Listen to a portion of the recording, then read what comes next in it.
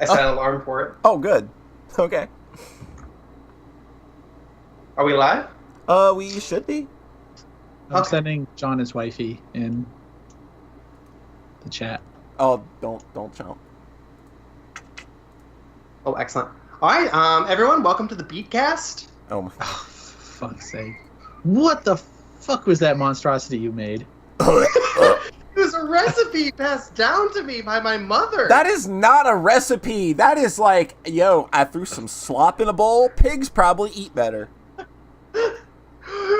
Everything, like, all of it, like, works so nicely together. The cottage cheese, the dressing, No. the beets. No. No. I agree with you can't Chelsea, take a where it's single like piece out of it. every piece in that is bad except for like the sunflower seeds, I guess. Yeah.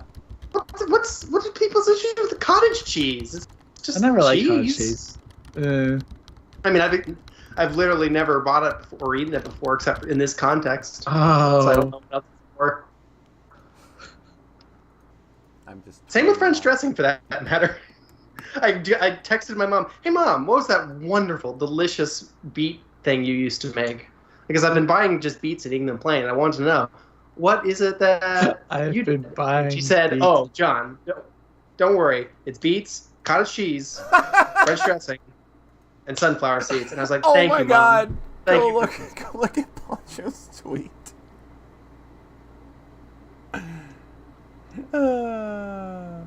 It's so good. It's a real You're good. trying to distract the topic from the Yes, podcast. because I don't want to fucking vomit. You don't want to talk about beets? Nobody I in don't their even life has understand. ever wanted to talk about beats. The only beats that I'm interested in come from the Doug cartoon. I don't get the reference, sorry. And I used to watch Doug too. When was this tweet? It was like, It's in the like chat. last thing was soup is done. Oh, I had that open too. Oh my God. That looked like a bowl of vomit. No. Oh my God. Whenever John and Red plead for their lives. Excellent. It's a real good edit of Haru. Oh, very. Same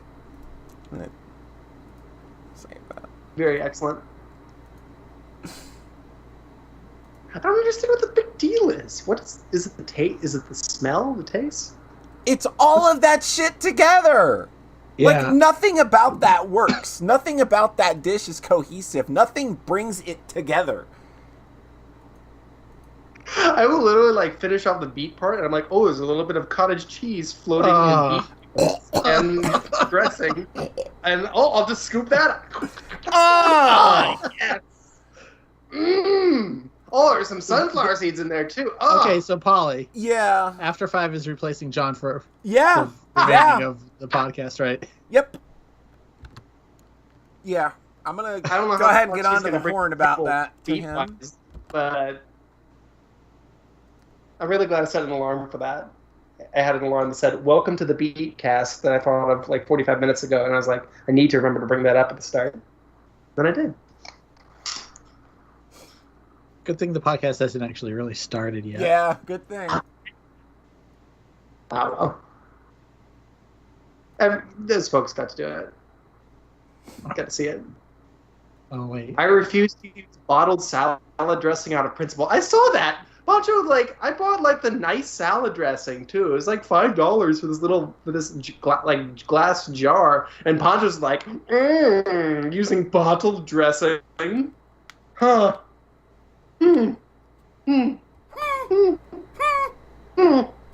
Interesting. It's like nice dressing. Buy nice stuff at the Walmart. Go to like the fancy part of the Walmart where they have to actually refrigerate the dressing. Thank you for the resub, Rhett. 16 months in a row. What's everybody else's fucking excuse? Yo, Tengu Generous. Welcome back to the fold. Thank you for the 200 bitty bitty bitty bops. Oh, better close all these smut tabs. Probably. Nah. I don't know. Thank you for the fan art, Rhett. These are really nice. Especially these first two. Just excellent. What? Okay, does anyone know what the Sockscast cover is a reference to? Yes, Okay. I know what it's a reference to. Tengu Gemini. Yo, Cottage cheese is Tengu good. Generous with Jesus. 1,000 bits. Cottage cheese is good. Beets are good. I don't know about combining them, though. Absolutely right. I Also- heard cottage cheese is good and beets are good. I am validated by our number one donator. Our here. number one Thank you. contributor. Contributor says that I'm right, so I'm validated here. I've actually cooked beets before. You need to take care to avoid staining everything. That's the best thing with beets is that they also just like have this like dark red juice that just gets everywhere. You just and like pretending doesn't it's go away. blood, don't you? That's Oh, that's like the definitely. whole. That's just the whole allure to beets to you, isn't it? That's it. Like that's where it actually ends. Is that you just like pretending it's blood? Sure, he gets. Beets have a very good color. I'm not I get disputing it. their color. I'm not disputing their color at all. Oh my god. I'm Look, disputing. it is one of the most blood-adjacent foods outside of just like eating a really good rare steak. Yeah. blood That adjacent. really Outside of gets stuff going. that is actually blood in it. Yeah. Yeah, That gets me don't going. eat the good food that's actually got some blood in it. I'll eat that. You know, I made chili today too. I'm just rolling in good stuff today. Mm. So mostly the beets. You just, All right, I will. did you put the close beets in down the chili? Did you put the beets in the chili? I thought about posting a picture of me like about to pour canned beets into my perfect chili. Just like, all right, final ingredient. And Oh. a gun! But I don't make jokes about. But I don't want to make a joke out of beets. I'm very serious about my Takes his beets. found affection. We don't beat Really- around about We beats. don't beat around the Discovered bush. Welcome to Sockscast episode 83, your home for Beat Mania. Oh yeah, that's what I'm known for. Yeah, definitely. Like 5 times a day world champion. I'm Count wondering like a what the record is. three-level pun there, Pop. I I know. Oh. Impressed. Just going deep, head first, all in. That's another. That one was real subtle. I bet you can tell. Yeah. I'm your host, Polly. Welcome to this shit show. like going down on someone. I don't.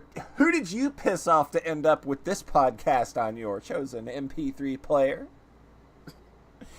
To my immediate virtual right, the Sockscast mascot. It's Rhett. I'm the mascot now? You are the official mascot. Well, you were voted. Sweet. You were voted unanimously the Sockscast sex symbol back in 2015. Oh god, that was so long ago. Yeah. It's only gotten more true.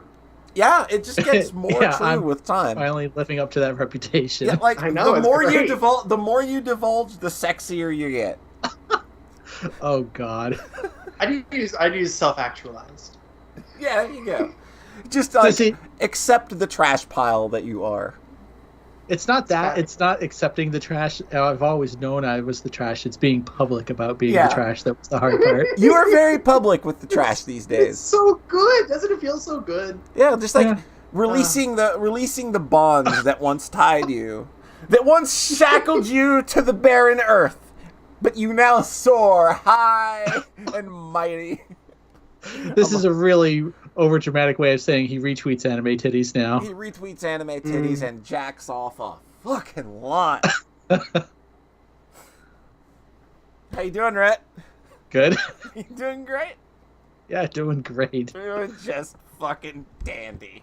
I got up at like 5 a.m. and played like 6 hours of Dead or Alive. Whoops. Whoops. Oh, Is that really what you did? shit. Did you Yes. really spend all day today playing more Dead No, or not Alive? all day. It was like 11 a.m. I'm like, see, I still have the Yeah. rest of the day.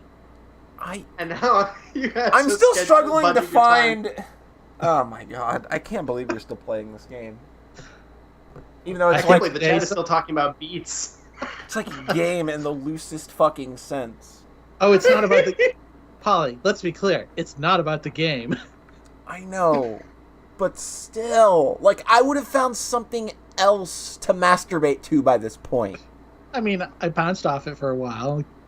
And then Literally. I've come back around. Always brings you back in. This is great because like the sci-fi dystopian image from like the 1950s onward was that once we get VR, oh, it's downhill for humanity because we're all just gonna be looking at the VR porn and jacking it, and it's like we get to see that happen. We are witnessing this happen live, like harbinger of the future. So what's it feel like to be the Imagine mascot? Anime titties stamping on your face for eternity. How's it feel to be the mascot of the future, Rhett? You are humanity's greatest design. You are the final evolution. The final evolution. The pinnacle. Oh my man, I thought for sure I went at it like 6 times today. I thought for sure I might be ahead of you for once, but maybe not. Damn. I'm at 0 today. Dang. Yep. Not so lazy sometimes. It's like a sporting event. You don't want to do it before a podcast. Got to keep that. You gotta can get take that that energy. It depends. Yeah. You can take the edge off sometimes. You know, No, you got to get all wound up and use that energy to do good podcasting. I guess that explains me then, because I got all the energy in the world right now. To my immediate virtual left, beats are fucking disgusting. It's John Thayer. It's not what I would say. Hi. No, you should say it. I would like you Put 'em more. in my mouth. God. I've already Just right out of the can. Not even like good ones. Just like the cans pre-sliced, not refrigerated. God. Mm. Ugh. They used to have them in my school cafeteria, and I remember once like asking the cafeteria, "No, I want that. You want that? Yeah, give me some of those." And she's like, "Man, nobody ever wants these." Give me these little red discs of death. They're terrible. How you doing, John Thayer? I made my boss mad last Friday because he was like, "What is that smell?" It's like, it smells like fucking beets. I'm like, "What? These beets? Oh, okay." Oh, bring in that concoction you made then. They'll love that. No. It was just beets that time. If I did the whole thing, that might not. That's what I'm saying. Next time you should just break the whole thing. Oh man. Yeah, like ingratiate the office with that wonderful aroma. Sure, they're gonna love every bit of it. Zach, should we shame Zach for eating well done steaks? But he is our like #1 contributor, so we should probably leave him alone, right? Yeah, we'll let him. We'll let him off. Like, if you pay me enough, dog, I'm letting you off the hook. That's how it works here. Right. I play favorites. I ain't gonna fucking sit here and lie. So, did you guys hear about the most epic rap battle in history going on right now? No, tell us about it. So, last night, apparently, it's the greatest rap battle in history. You're gonna have to look it up when I mention it because there's video out there and it's fucking hilarious. But superstars Limp Bizkit, who remain ever so fucking relevant in 2018. You can still jam to this. 2018, year of Limp Bizkit, still somehow surviving. Yep. They were performing at a festival last night, and Shaggy 2 Dope, a member of the Insane Clown Posse, jumped on stage and tried to drop kick Fred Durst off of the stage. And I can only say, like, I would have to have maybe a wrestling expert analyze the footage. It is the most hilarious drop kick I've seen in history because he didn't even come close to connecting. Like, it was pretty bad. It was pretty bad. So go watch that video. Great way to go watch that podcast, video. Polly. Great way to, it's just like adding. I like to think of it as adding more context. It's like Play Online, that strategy guide for Final Fantasy IX, where we just like we're gonna have various parts. What if we just talk about videos that are really funny on the podcast forever, and to be like, hey, go watch this, and then they come back to the podcast and they're like, all right, good, you watch that, now watch this. Oh wow, and then they just spend like 3 hours like. Yeah, there you go. Listening Garden just linked it in the chat. Listening Garden just linked it in the chat. Go watch it. It's the greatest drop kick in the history of drop kicks, I have to imagine. Just Fred Durst utterly Should devastated. I click it or not? Click it. It's good. It's very funny. I'm clicking it. It's very funny. So, She even like linked it like exactly to the right time. It's just like perfect timing, isn't it? It's so bad. It's such a bad joke. It's like you fucking like your butt. It's like I remember like my tweet was like, so Limp Bizkit and ICP are fighting. Is this the sound of two turds rubbing together? Okay. So which side are you on in this epic rap battle for history? Team ICP or Team Limp Bizkit? Limp Bizkit's way better. Okay. What about you, John? ICP or Limp Bizkit? Pardon? I have no context for either of them. Was ICP do the Silent Hill Downpour one? What? No, that was Korn. No, that was Korn. Theme song. Oh, okay. I mixed up Korn and ICP. Does that make sense? Yeah, it seemed like a thing that could happen. does to me. They're both kind of things that white trash people listen to and enjoy unironically. So, like all new metal. And then then Limp Bizkit is like things that Pats enjoy, right? I think so. Yeah, That's my only definitely strikes me as like something Pat would definitely spend his time on. The way you said that was excellent. That's true. Zach does say ICP was an important part of Homestuck 4, so that is, I do have more of a connection there. I don't even want to know. I'm not going to ask for an explanation on that because I feel like I would just get dumber than I already am from hearing it. It's a clown troll that kills a bunch of people with an axe. It's pretty simple. Wow. It's very dramatic. It's very... Okay. Rat! It is. Hi. So, what you been doing? How you know? So we do the saga. Stuff? We do a podcast, and then we talk about things that we do. Let's talk about some stuff that Let's I did. talk about some stuff. Let's do that. Never a live update. Live update? Okay. I mean, you guys are doing it right now. No. I saw a movie this week. What'd you see? I saw My Hero Academia 2 Heroes. Oh, yeah, I've seen a lot of positive feedback on that. Yeah, it's actually quite good for a Shonen Jump anime movie that's kind of inconsequential to the overall plot. But they do a thing to kind of place it in the timeline that doesn't feel completely and nobody will ever mention basically. The events that happened in it. But yeah, no one will ever mention the events again. There's a weird thing where like a scientist builds this gauntlet that is like, hey, Deku, you keep breaking your arm whenever you punch something, so here's the thing that'll like withstand some punches. Like exactly 3 of them. And then, he uses it and it's like, how come they never made him another one? Because that was like really useful. But, yeah, that seems like a thing that he could that could really help him out a lot. Yeah, that they're never gonna reference stuff from again. Nope. But, nah. But yeah, it's a good movie. It's pretty much what you expect from that series. Like, hey, it's a shonen fighting series, and there's a couple good fights, and then it goes so bonkers at the very end. Like, I thought it was over, and then it's like turns into JRPG villain nonsense. Oh no! So it's like 11 people versus this one really, really, really strong nightmare boss, which is so exactly what I wanted from that series, basically. Yeah. Excellent. The thing about it, though, is that because it's a movie, like, they didn't want to cram in all the characters, so, like, there's 20 students in that one class, so they only use 10 of them, and somehow Frog Girl does not make that cut. How do you not get Frog Girl in the fucking show? Like, I don't know. Like, she is by far one of the most popular characters. How is she not in the movie?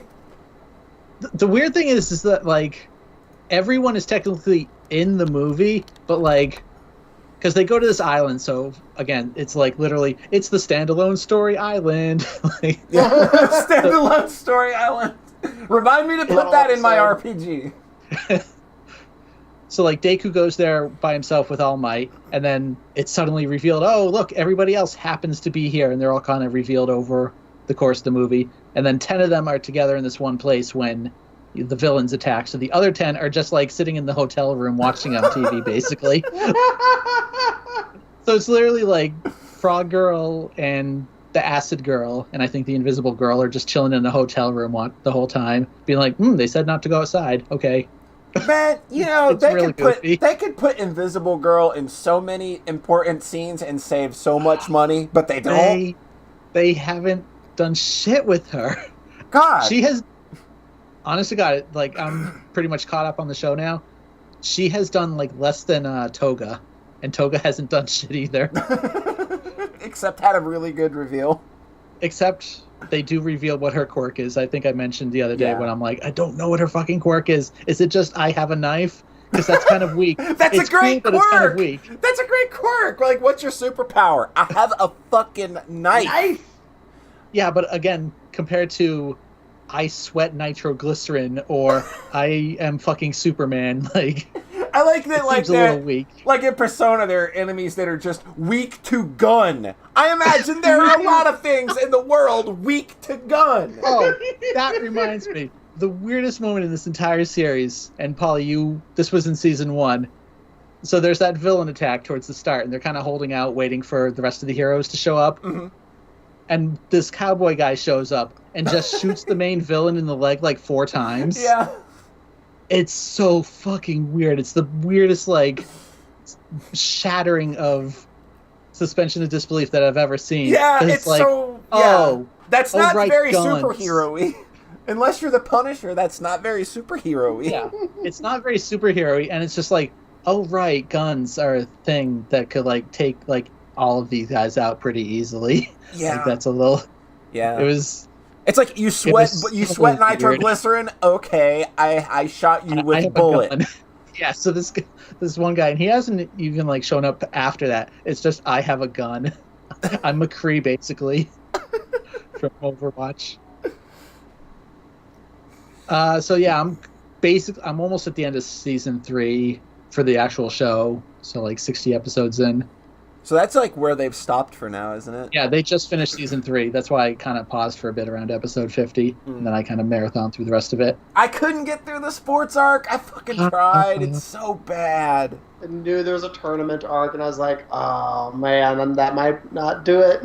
Like I tried to I pushed myself through 4 episodes of it, and then like I looked up online like how long that arc is, and I just like smashed my head on the desk.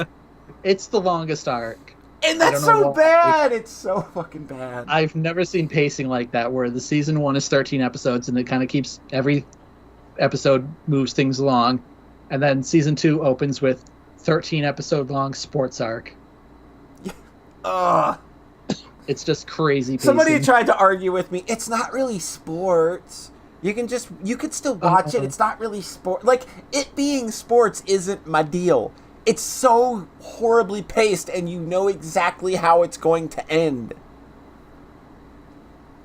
It's sports, and then it's literally a battle tournament. Yeah, like it's... Hey, you want to see these characters fight each other? Hey, you want to see a girl get the shit kicked out of her?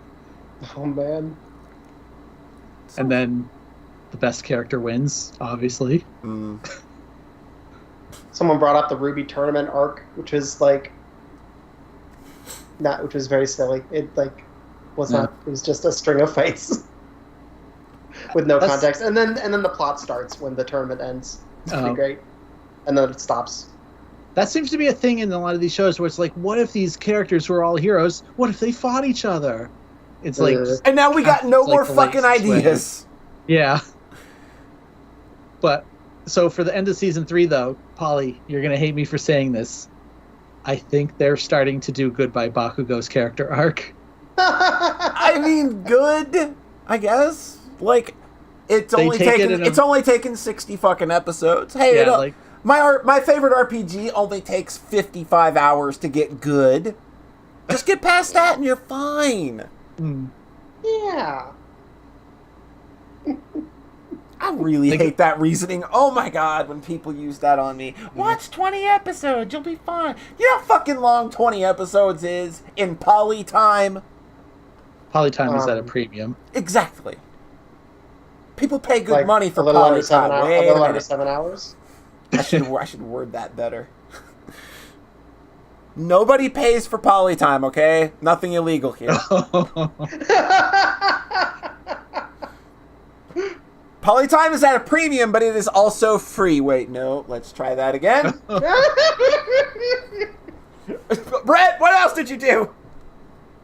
I was going to throw it to somebody else if you don't mind. Oh, Or I fine. could Go do right ahead. one other thing.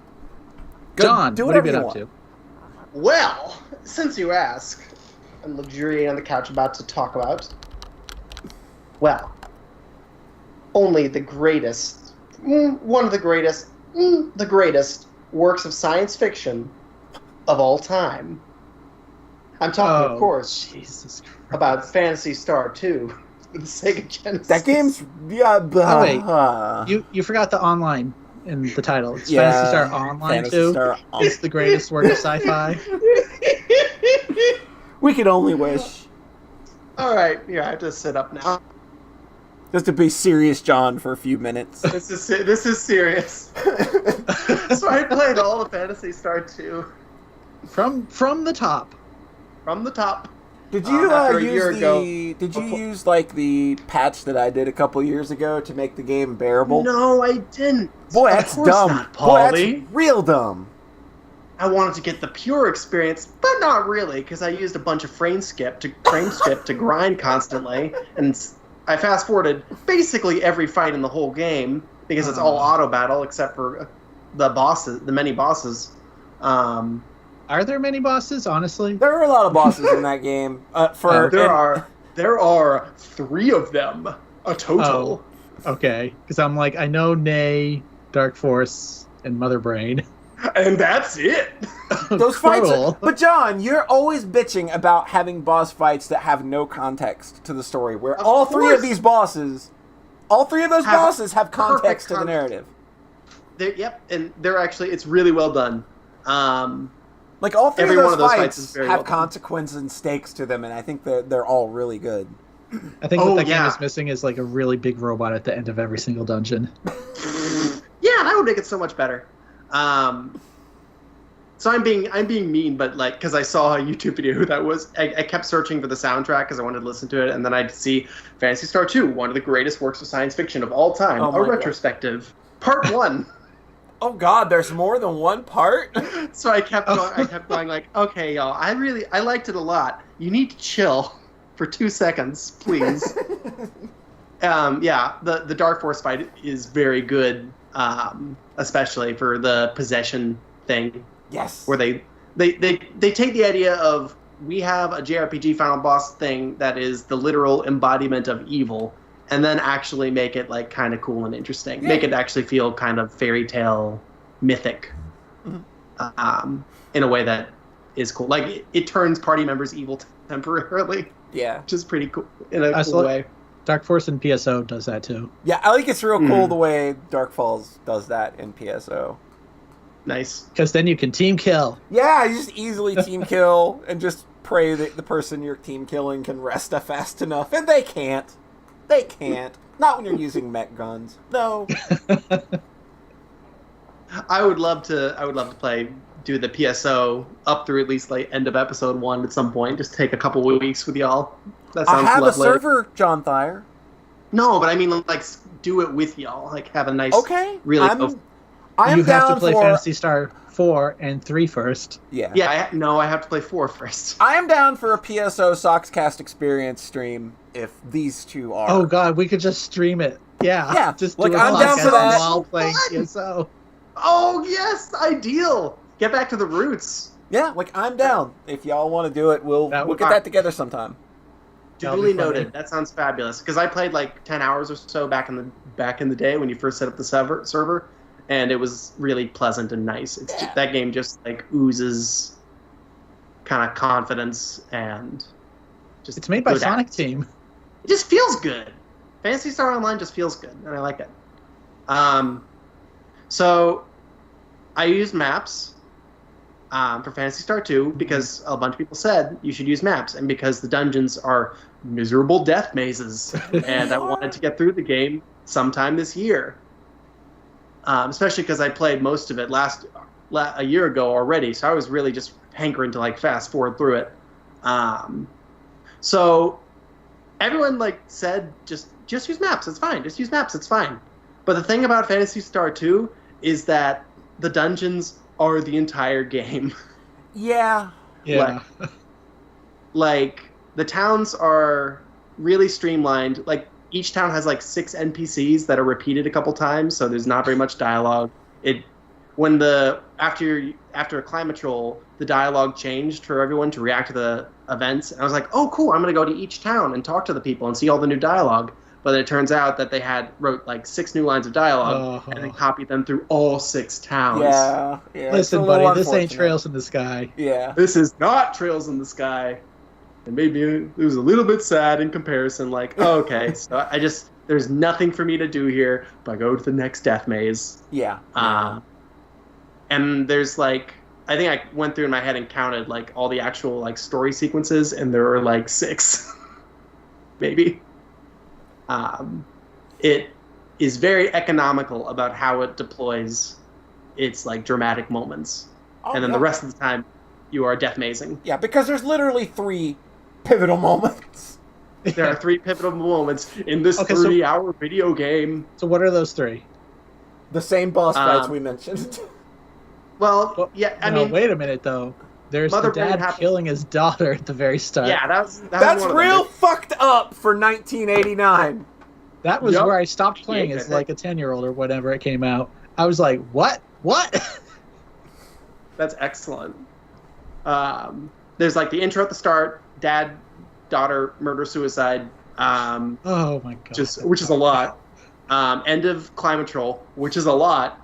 End of the dams, where the planet from the first game just gets blown up in like a second, and it's like blink and you'll miss it, and it's gone now. Palm is just gone. Okay. We didn't have another 15 hours for there to be a third planet this time.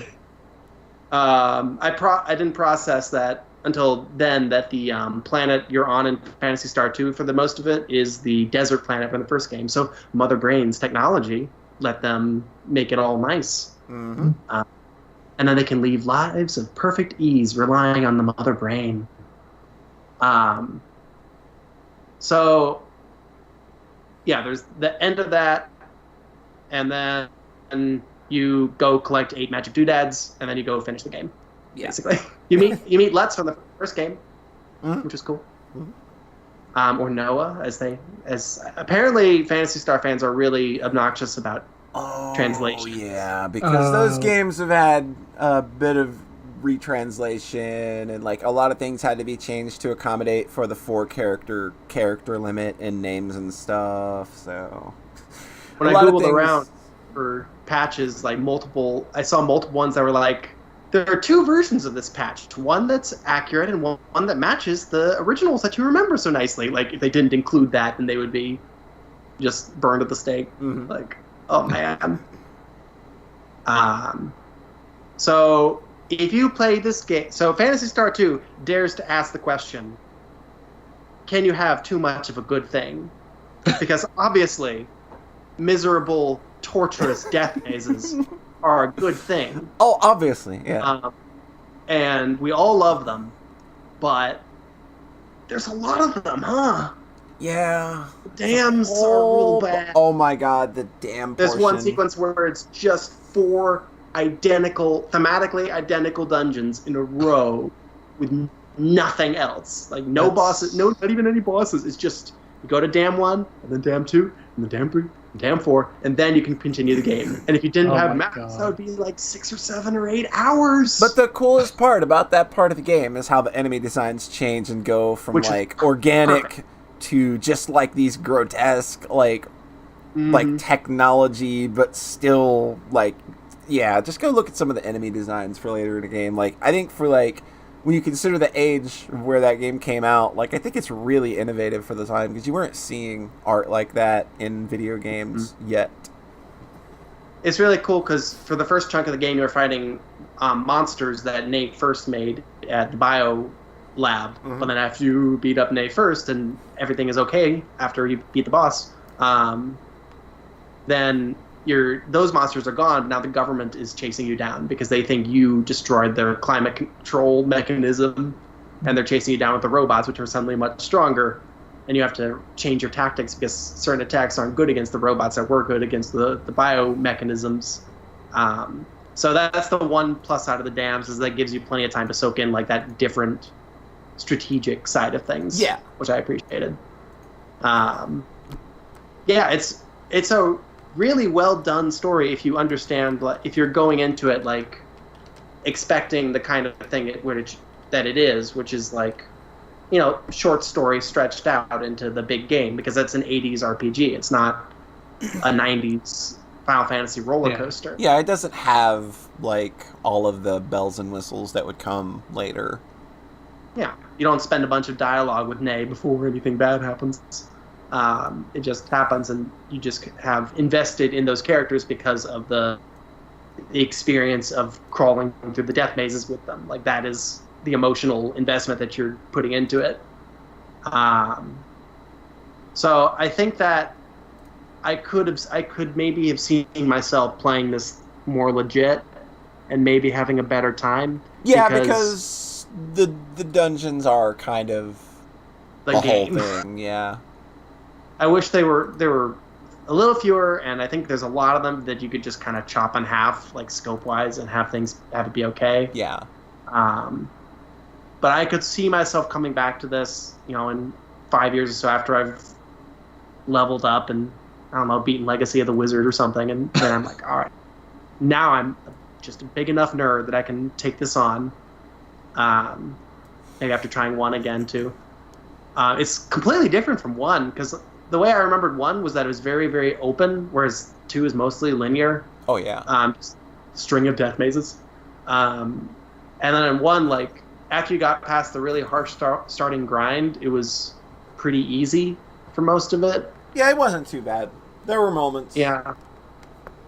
But it's very open, but without a lot of, like, tension. So I just kind of was like having a jolly old time mapping out the world for 20 hours without much, but I don't really remember much because it didn't have as much of a shape or big moments like the dams or Nay or any of that. Yeah. So I could kind of see like 2 being maybe liking a little more, even though 1's probably more playable.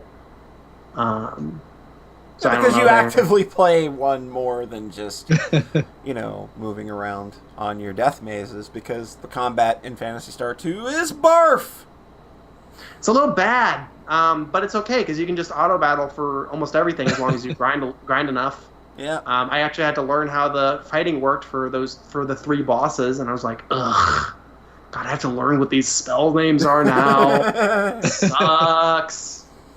I had a setup here because I was playing it on my TV, so I had the emulator window in one corner, and then like a FAQ, and then the map. Oh wow! I was just like, what am I doing? My life has spiraled out of control. This sucks. So, I don't see much of appeal. Like, I cheated through RPGs all the time as a kid. Yeah. I grew up with emulators basically after a certain point.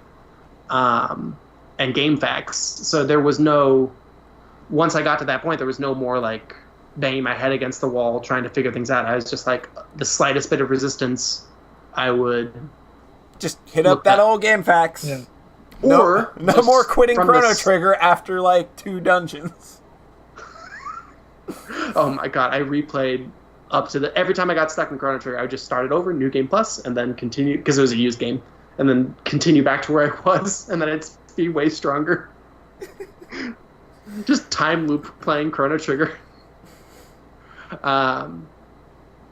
So I don't see too much appeal in doing that now as a grown-ass man. Like, if I don't want to play a game, then maybe I just shouldn't play it. As a manly man at that. Like, you don't need no sissy facts to get through a video game.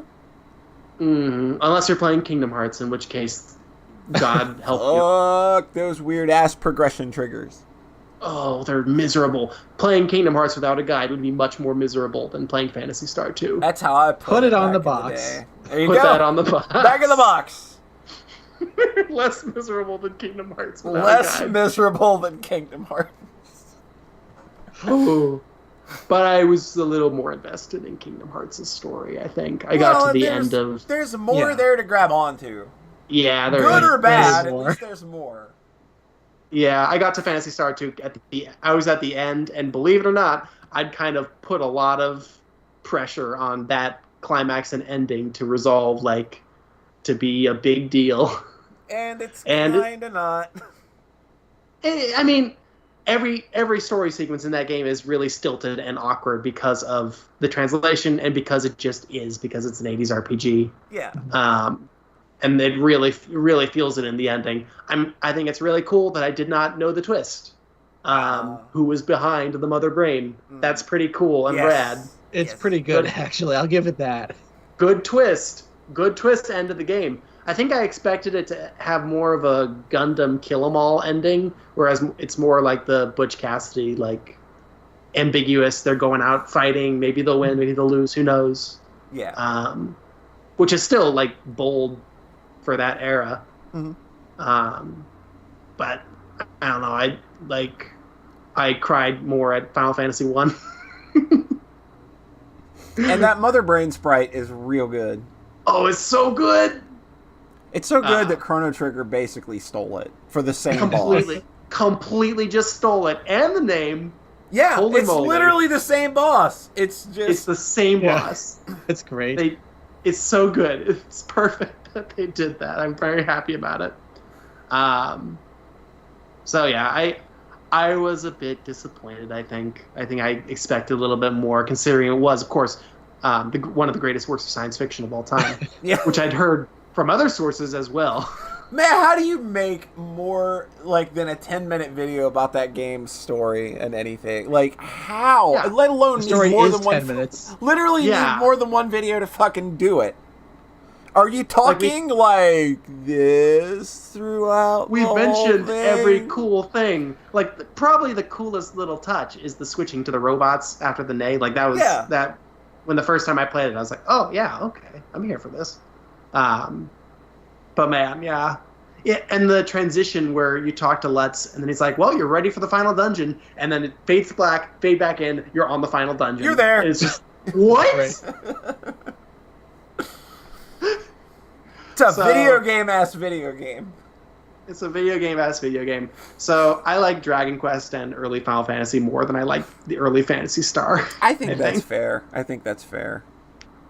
And Mother 1 was just 1 year later, and oh boy, that got to me a lot more too. But it's good, and I'm really, really excited for Phantasy Star 4 because it's just all story. Because all the story in Phantasy Star 2 was good. There was just very little of it. There was literally 2.5 minutes of it. Yeah, and then Phantasy Star 4 is like, we know you don't death mazes. Fuck that. Wait. Come on. Let's just have. Phantasy Star 4's dungeons are nice and compact. They're easy to navigate, except there's maybe one that's really death mazy, and I made Colin play through that in our Let's Play. Excellent. So basically, Phantasy Star 4 is a dumbed down, That's what I was going to say. baby game for idiots, huh? Yeah, it's a dumbed They down looked at baby the game trends for where idiots. Final Fantasy were going, was like, oh yeah, let's streamline this a bit. Let's stop making good games and make dumb story games. Ugh. I have a couple friends that really like Phantasy Star 2 a lot more. Ugh. Yeah. Well, knowing I'm your in line friends, for- you'd probably know Phantasy Star 3 Defenders. Oh yeah, I don't doubt it. I do not. I don't think I have. All right. Is I heard a that the couple of. one game no one will defend? Is that the one game no one will defend? Very potentially. Holy, I heard maybe just give it a shot so that when you move on to 4, the contrast will be really nice. It's like Was the contrast is literally, wow, I really went from playing this turd of a game to an award-winning video game that actually feels good to play. That's not a fucking contrast you want to engage with. Just my thoughts on that matter. Who actually made Phantasy Star 3 though? It's a totally different. It is a people, different right? team, yeah. I think it's the same team that did. I'm blanking on the fucking name now, but there was another very simple RPG on Genesis. I can't remember the name of it though. I'll Google it during one of your segments. Sword where of I'm Vermilion, I think. I don't care about this. I think it was a team that Oh, did okay. Sword of Vermilion. Don't people like that one? Oh, Sword of Vermilion's all right. Doesn't really hold up though. Okay. So that's my 10-year Phantasy Star journey because I played 1 in high school over the course of like a couple of years. you played. So- I thought you were gonna say you played this one over 10 years, but it hasn't been that long since you No. gave up on it. Because my save got deleted, and I tried loading up a save state that I downloaded online, and it wasn't the same. But man, I probably should have just done that because instead of doing this weird fast forward frame skip bullshit, it's just I don't not feeling the RPG. I want to feel it. I want it in my veins. It's got to be a real visceral experience for you. Yeah. So I will play Phantasy Star 4 and rave about it on the podcast at a later date and have a great time. I think you're gonna like Phantasy Star 4, even if it's a dumbed down baby game for babies. Even if it's a dumbed down idiot baby game for morons. Like Chrono Trigger. God. Like Chrono Trigger. Or Final Fantasy 6. Ugh. More like Final Fantasy sucks. Boom! Ugh. Boom! I think Final Only Fantasy thing worse 6. than that is 7. Ugh. Final Fantasy 6 is dead. Those It's dumb dead. games. Rhett took it out back and shot it. God. Thanks for finally ending that awful reign, Rhett. You know what would make Final Fantasy 7 better? Real-time combat. Boom. Let's take Final Fantasy 15's garbage ass combat system and make Final Fantasy 7 with that. It's so bad. It's so bad. Hey, John. The Leviathan fight. Oh my God! It's Sonic Adventure bullshit. It's the no, it's not. It's Pac-Man World 2 bullshit. Woof. There's a summon fight in Final Fantasy 15 against Leviathan that is just like the most uncontrollable nonsense I've ever seen in a AAA game. It's like Sonic 2006, probably. Oh wow! Yeah, that's incredible. It's pretty up there. Oh man! It's just like, oh yeah, stuff is happening and it looks cool, but what the fuck's going on? Like, did I do any of this? I don't know. Yeah, it's basically on that level. It feels so. Oh, did any of y'all play Defenders of Oasis? Because I think Game Gear. Because I think that's some of the same team as 2, and it's a much more playable. I played Beyond Oasis. That game's real rad. Completely different team. Yeah. It is. It's a Ryoko Kodama RPG on the Game Gear, and it's like everything we just complained about with Phantasy Star 2 is kind of fixed with it. Mm. It's also kind of it is like the same theming, like Arabian theming as like Beyond Oasis, but it is a different team and different folks. I quite liked it. But no more RPGs on the Sockscast though until Ghost Lion is done. Yep, no more RPGs ever. Until Ghost Lion, yeah. All right, I think I'm done. I think that's my Phantasy Star thing. I'll want to play online with y'all. I want to play 4. That'll be fun. Yeah, we'll definitely set up a live stream for that at some point in the future, where we'll just take John through episode 1. Sounds like a blast. All right, cool. It'll be a photon blast. Oh my God! Oh shit! Polly, setting them up, knocking them down. That's what I do. What'd up? You do? What else have you been doing? Well, I did something stupid because I'm going to make sure that this is the point of the podcast where literally everybody tunes out. I'm going to completely ruin the episode because in the past, I know what's coming. I've had this segment in the past before, and I've gotten some very ugly emails about it saying, "Don't ever do that again. It's boring." So I'm going to do that. I'm going to go ahead and ruin the podcast for everybody because they like, why do they need to be here anyway, right? Like, you should. We need like a theme song for this. We really do. Like, it's time for there you go, Rhett. There you go, Rhett. Boom. Music section. There you go. Okay, I thought that's where we're going. Yeah. Did you read a book? I wanted to do a book reading section, and they shut me down last episode because we were closing for time. Yeah, we were just no room for culture on this podcast. No culture. Fuck culture. They didn't read it, but listen to it. Yeah, you listen to it. Does it count?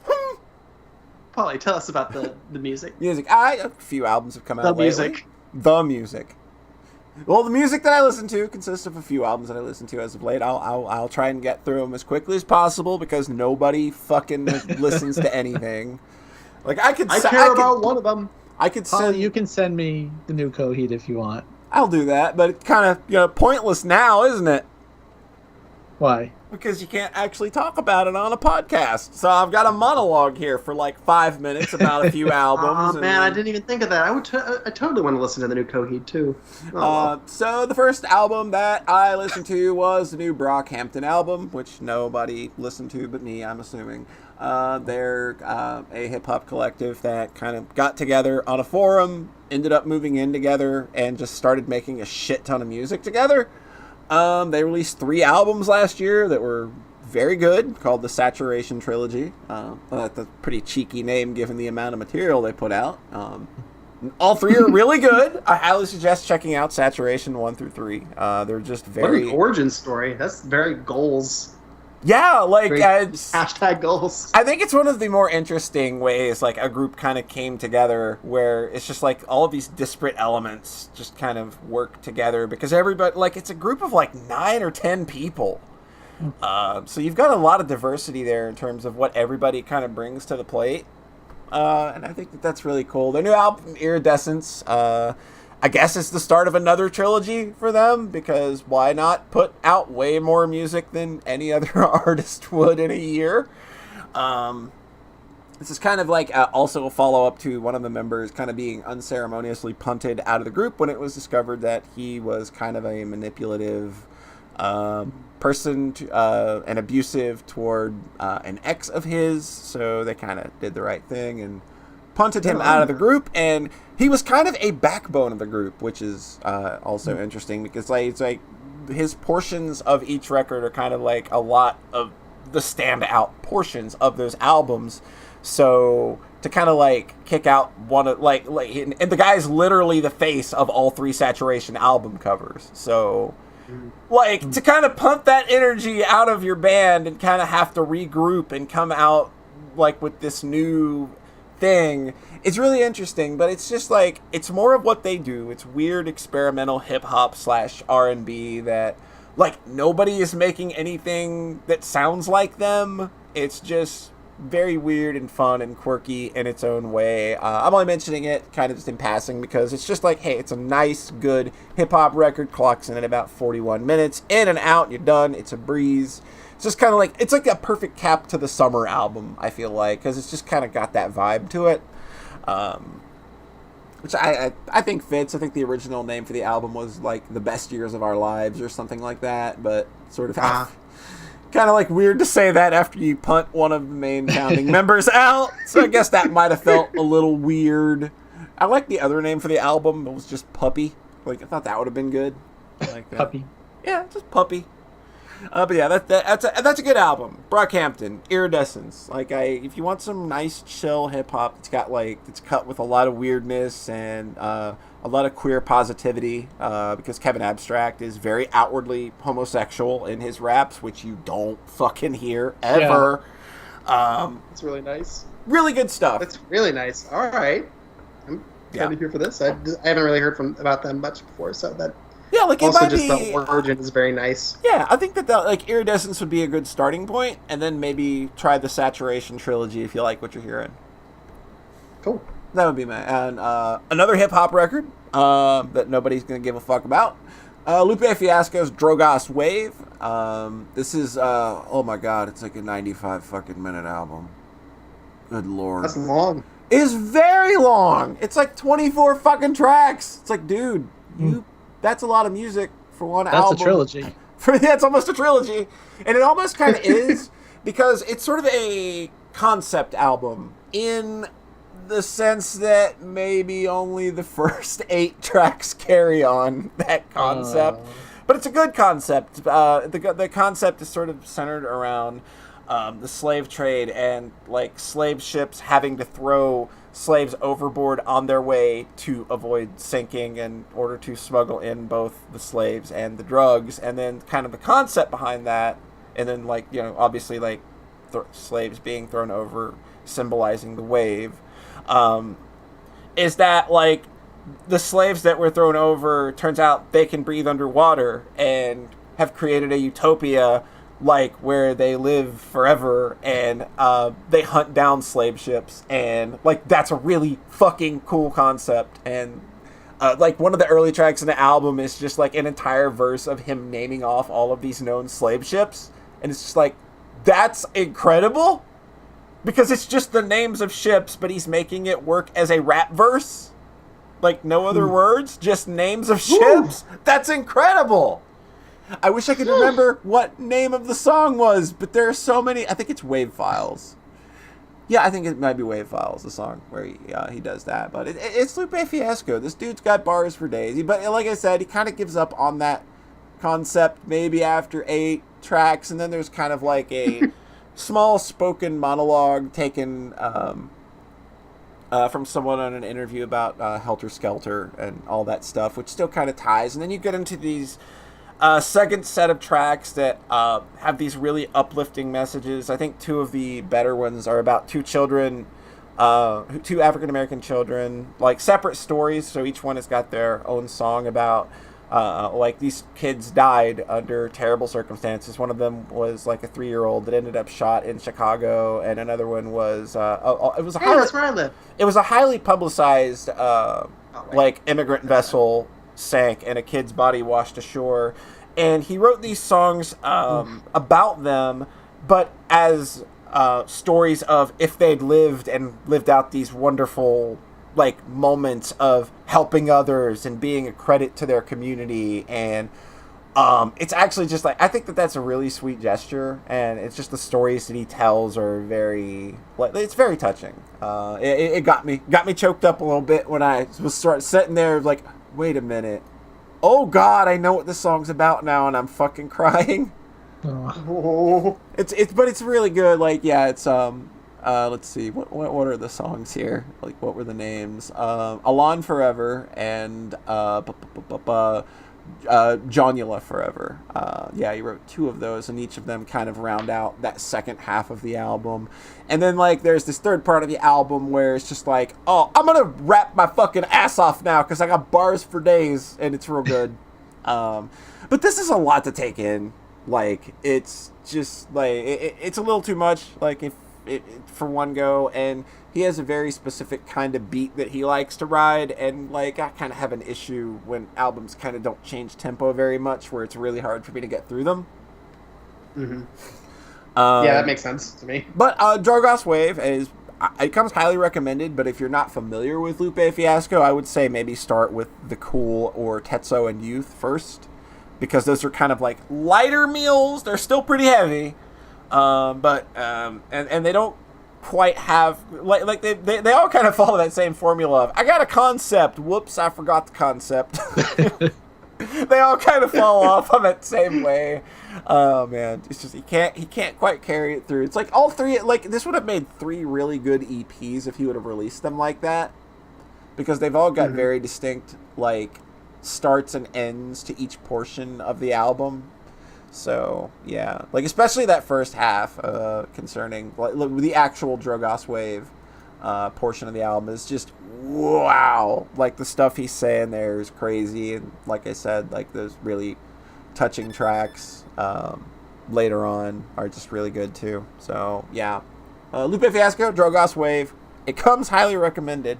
With the only asterisk being, you're gonna be sitting there for a while.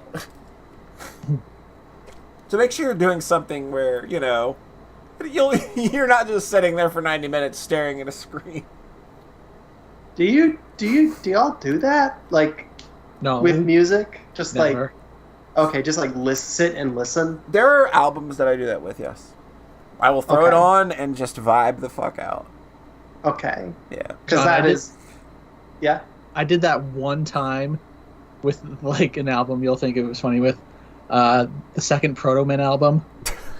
Oh, I did that too, I guess. Because I sat there with the lyrics booklet, and there's, like, a lot of story in the lyrics booklet that's not spoken. So, like, you kind of just go through the whole story with it. Hey, if you're going to have a conceptual album with stories, I got one of those too. Oh, really? Oh, yeah. Yeah, Friday, the new Coheed and Cambria album, Vaxis. Oh, hell yeah. Vaxis Act 1, The Heavenly Creatures, released. This is another behemoth of an album. It is literally CD capacity. It's like 79 minutes, 58 seconds or something. That's insane. It is a lot of material to take in. It is 15 tracks that are all like 4 to 7 minutes long. We're going that's back. Just heaven for Rhett, though, right? Oh, absolutely. Rhett would love it. That much coheed, just all in one go. Just all in one go, yeah. So, I mean, he would love right it. Down. Just as right much down the gullet. Just as much as he loves the first Good Apollo album. Just boom. Gulp it all down at once. Gulp it all down. It's pretty easy because every song, you hear one, you hear them all. Wow. All right. So we're kicking Rhett out of the call. Right. I was literally listening to that last night, and just like every day at work, basically, when I'm trying to get something done. It's like, all right, put on Good Apollo 1. That's a good album to go. That's my power. How do you not like that album? I'll give it another shot sometime. I really Good Apollo real 1. good. That one. Like, that album is so good. The only ones I've gotten into a little bit are Afterman, Ascension, and Descension. Those are good. I thought you liked Year of the Black Rainbow, too. No, I think you keep thinking I like that one. I could have sworn you told me you liked that one. Honestly, I can't tell those fucking albums apart. They all sound the same to me. You are so stupid. You are so musically stupid. Are Do you the know ones that? right before and after Good Apollo, like, what? I think the two right before that I tried getting into and then had some trouble. Oh, Second Stage, Turbine Blade, and Silent Earth 3. Yeah, that one, those two. I tried getting into them and had a bit of a rough time. Like, do you think those are worth giving a little more time to? I love those albums. I think that they're incredible. I think that you have to go in with a different mindset, though, because obviously, like, Good Apollo 1 is what they were building to with those two records.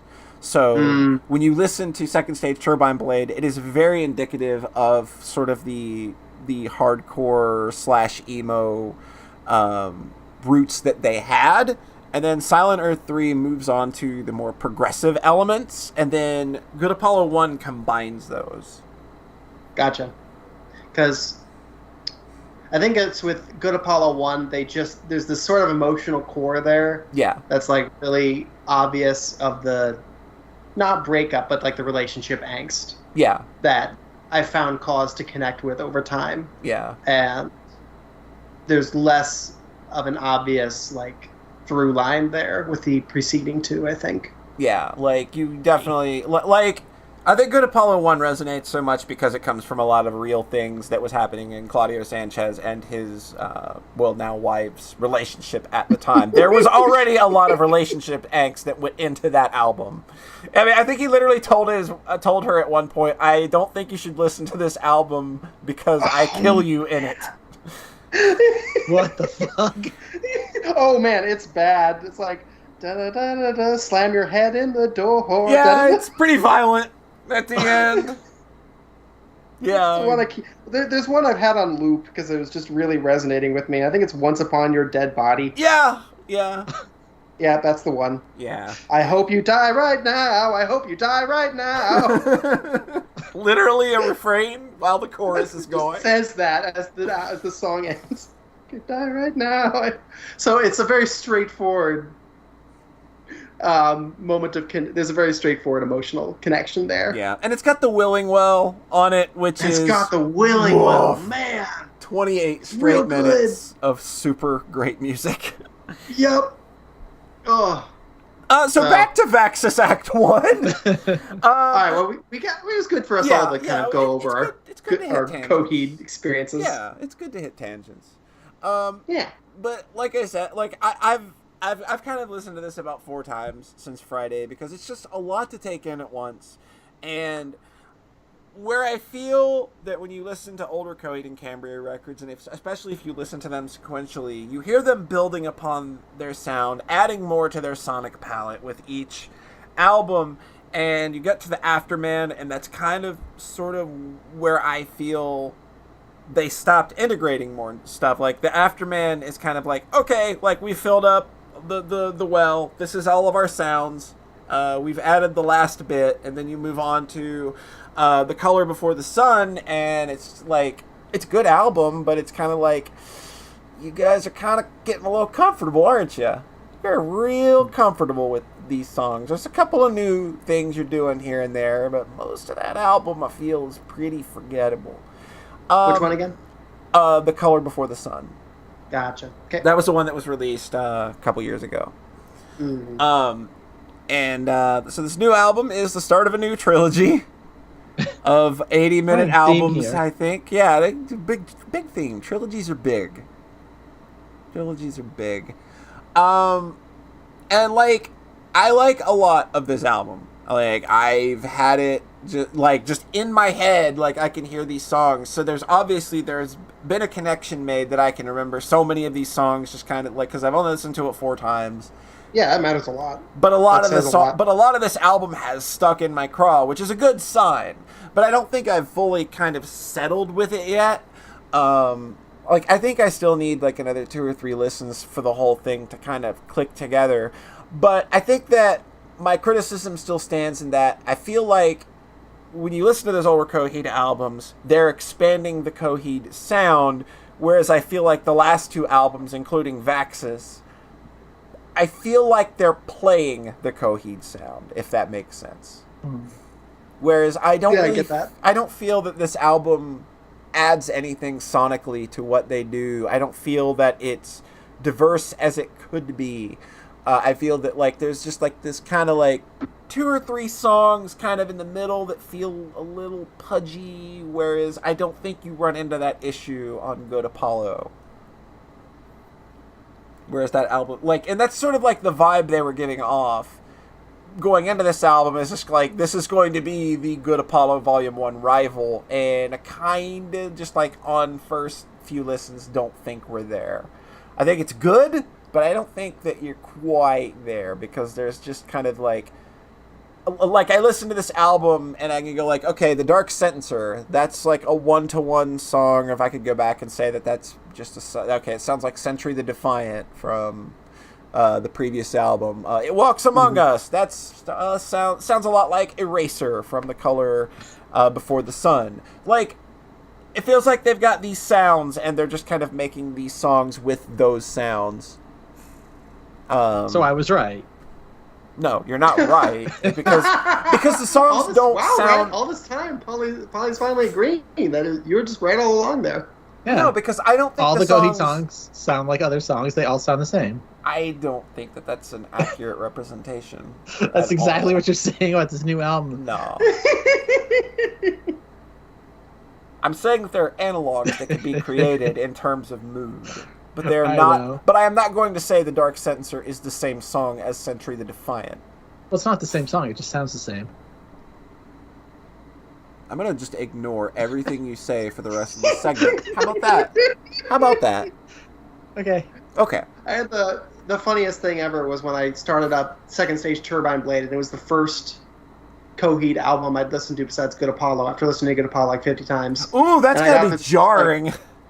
Yup. And then I got like 2 songs in, and I was listening to it on YouTube, and then they'd started, before booting up the next one, they'd started like a 5-minute Hearthstone ad.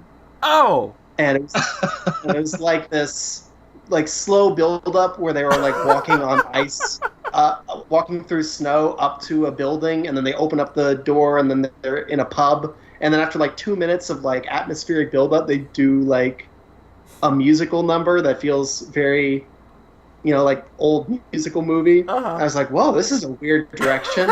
And then about 4 minutes in, they start just chanting Hearthstone. And I didn't even get it at that point. I thought, I wonder if Hearthstone is pulling from some reference I didn't know about, and Coheed was pulling from the same thing. That's pretty fucking good. And I got the entire ad.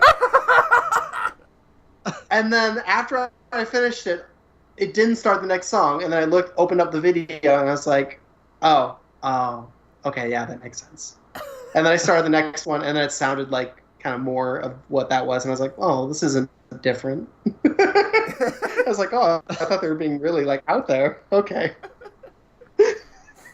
Like Second Stage Turbine Blade, especially if you started with Good Apollo Volume 1, I think that's going to be the hardest one to get into, just because it's so rough around the edges, and it doesn't really incorporate the progressive elements that would be introduced on In Keeping Secrets of Silent Earth 3. I connected a little more with the Keeping Secrets, especially because there was a little bit of relationship angst in the middle there. I remember like there's the song where there were some lyrics, and I was like, oh yeah, okay, he's saying the sad lyrics. Good, I like this. This is what I like. Sensing a theme of lyrics that you connect with.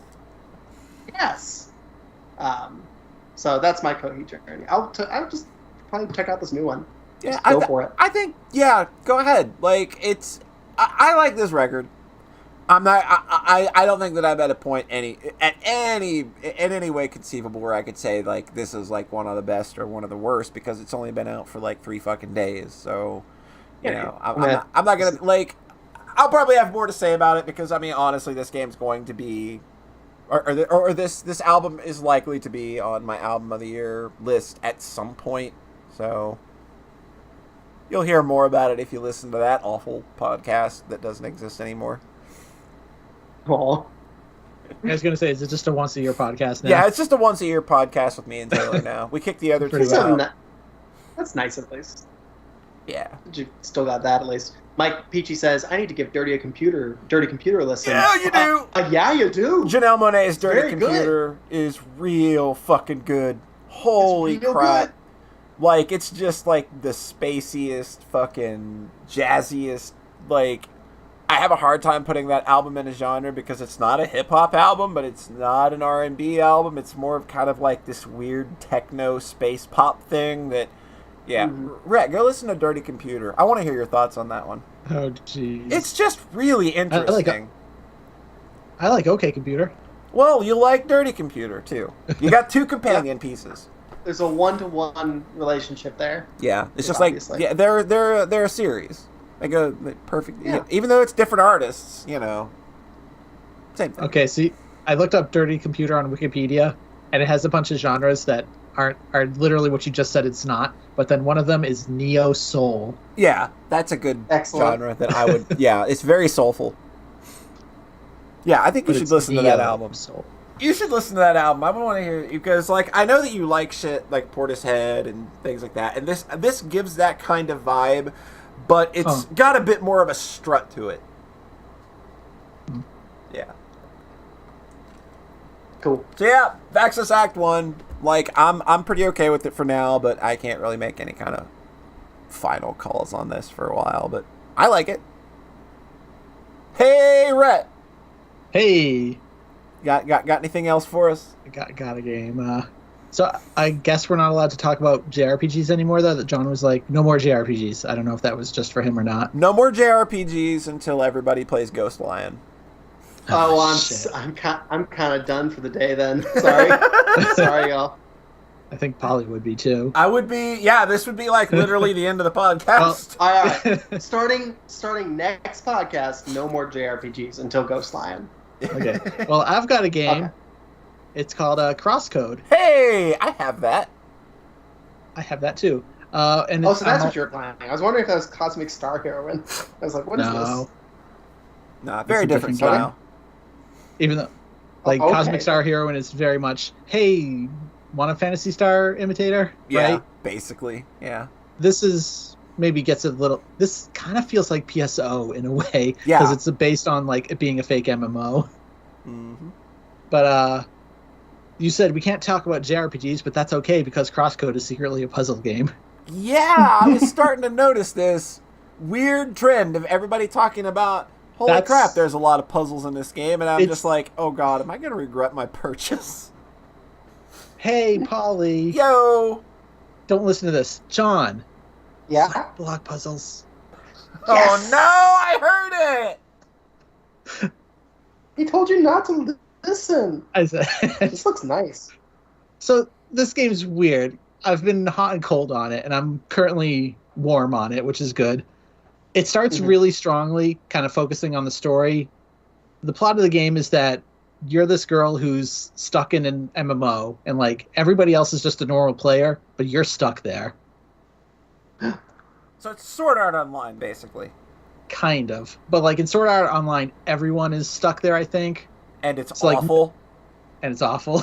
In this, like, no one actually knows that you're different from everybody else. Mm. And like they also do kind of a cheeky thing with it your character is not a silent protagonist. She just has a glitch, so she can't talk. That's a pretty good solution to that problem. So, like, over time, like, the developers are trying to add new words for her, like, hi, bye, Leah.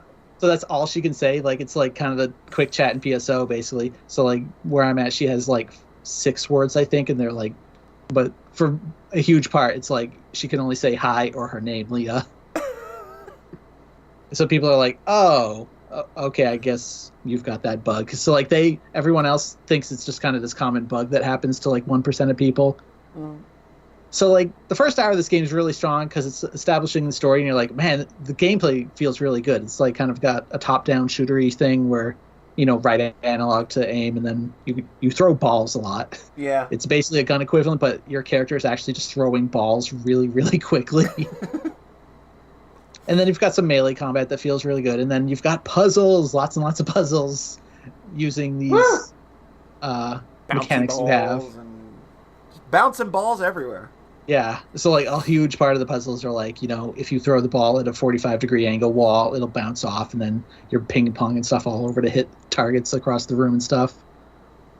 Yes. So, I'm here for that. It starts really strongly, and then you kind of get to the start of the in-game game, and it's just like, oh, yeah, so this is a fake MMO analog, and they lean really, really hard into that. Where there's, like, way too many quests and areas that are way too big, and it starts to feel like it might be a huge grind, and I got really kind of scared. Or then I kind of was just like, I'd heard people saying, like, hey, like, don't actually waste your time doing these quests, because if you just push forward a little bit, you'll get new gear anyways. Yeah. They'll immediately invalidate all the stuff you grinded for on these quests. So, like, I still fell for it, though, because combat in the first area is kind of difficult.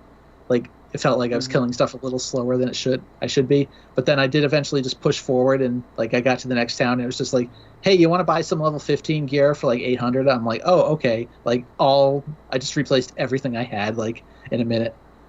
So, like, don't waste time on side quests in this game, basically. Basically Xenoblade. Yeah. I'm going to beat that game someday, goddammit. Yeah, I bet you will.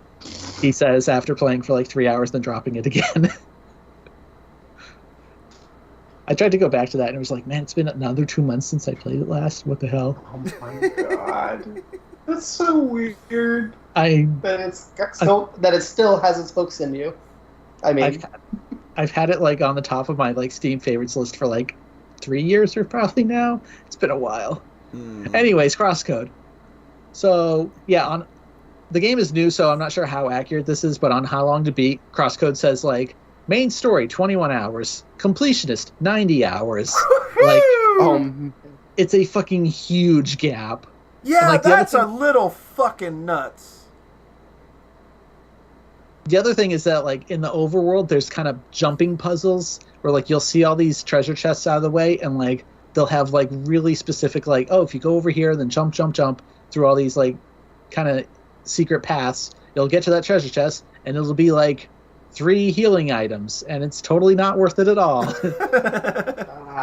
So, like, yeah, so you just kind of want to push through. So, like, there's 2 phases of this game, really. There's kind of the overworld town and overworld stuff that's kind of weak, and then there's the dungeons, which are the highlight so far.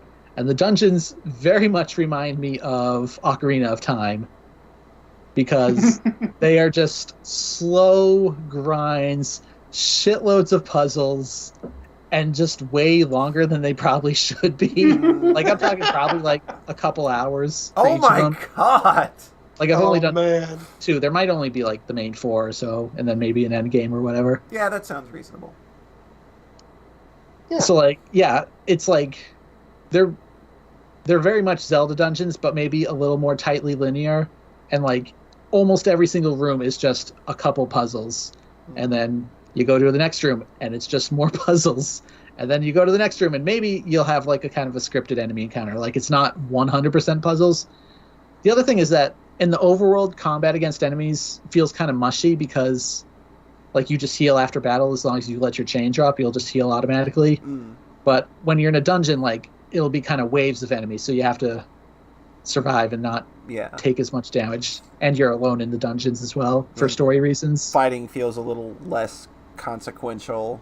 Yeah, it feels much more consequential in the dungeons because, like, if you die, you have to restart the whole encounter and stuff. Mm. And then you got the boss fights, which are very good, and again, a little harder than they should be. I feel like it kind of has that indie game feel of like I want to make a really hard game that's retro.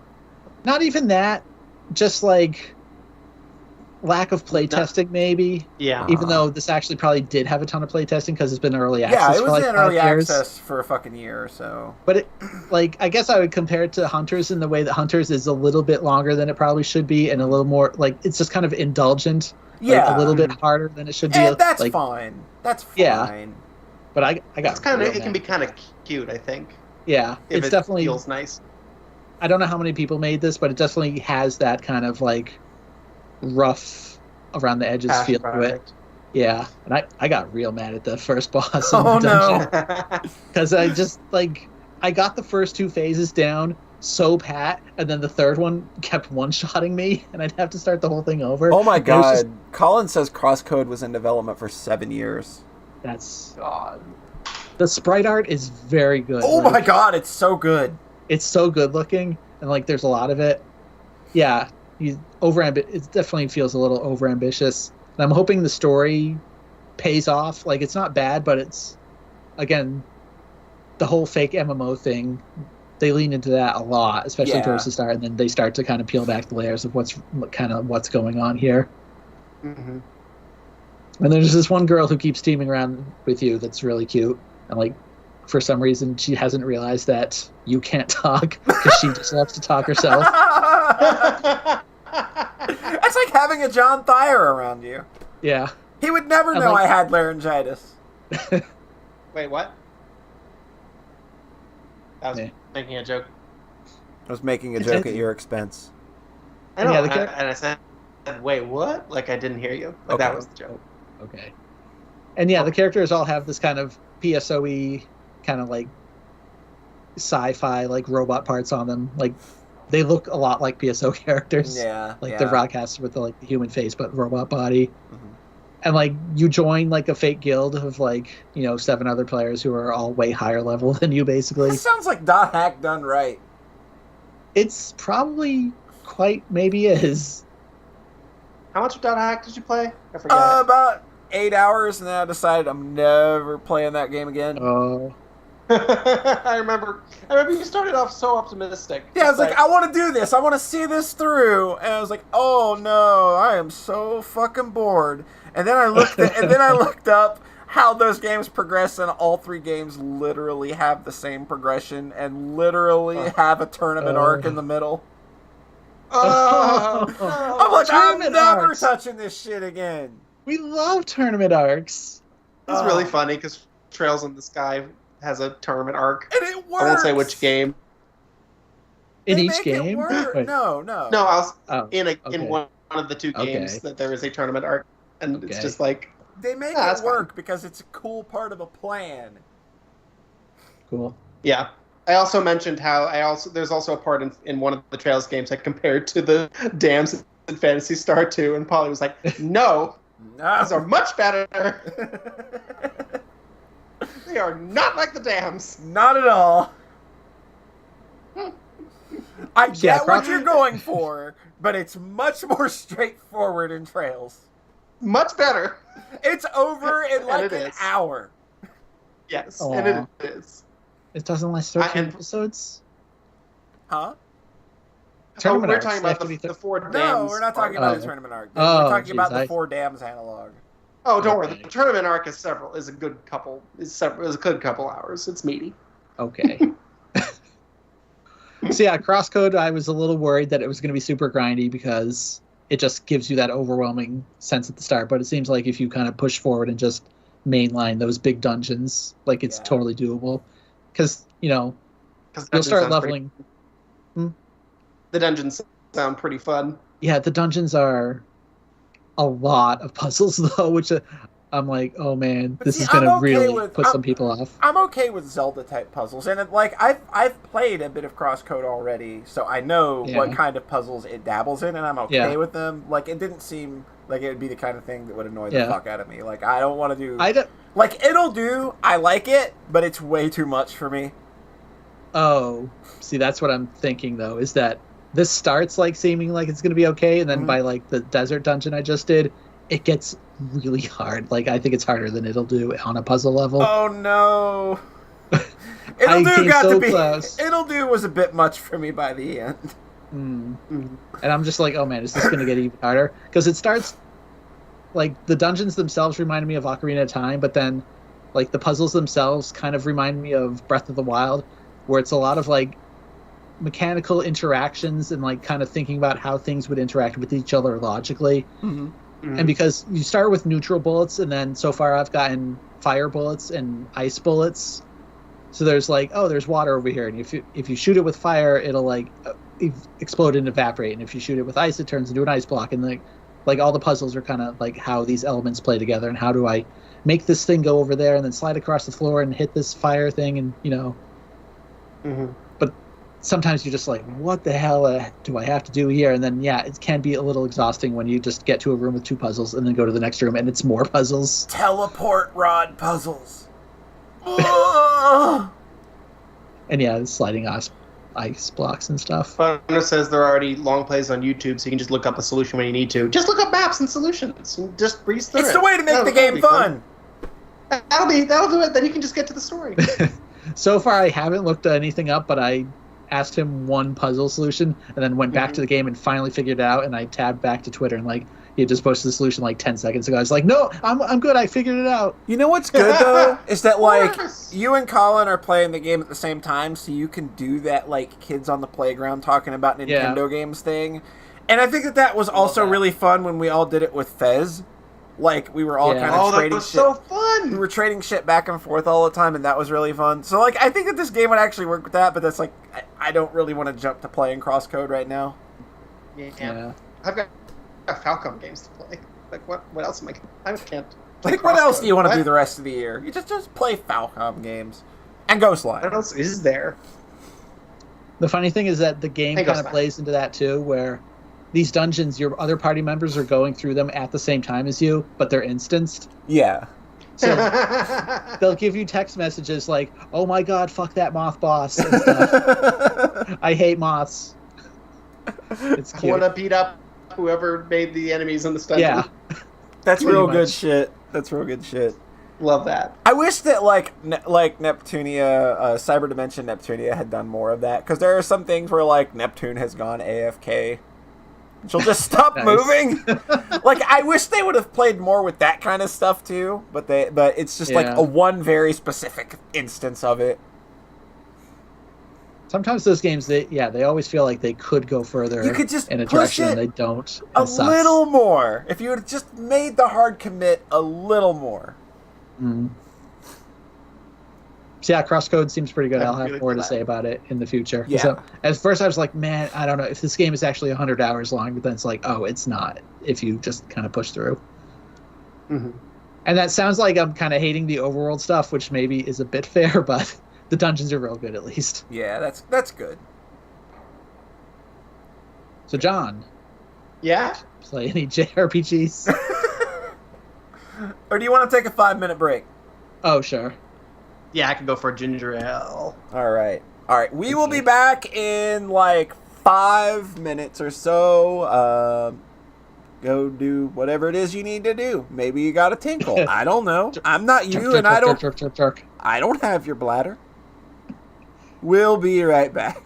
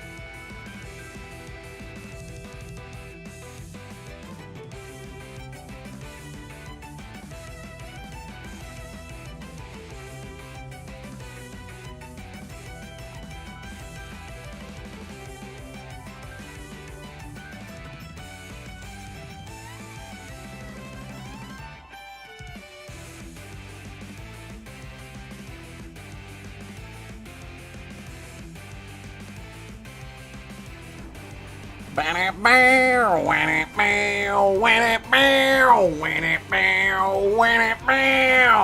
how it goes. That's your theme for Holly's music. Yeah, I'll remember that. I was just singing along to the East 8 tunes that were going in the background. Ah.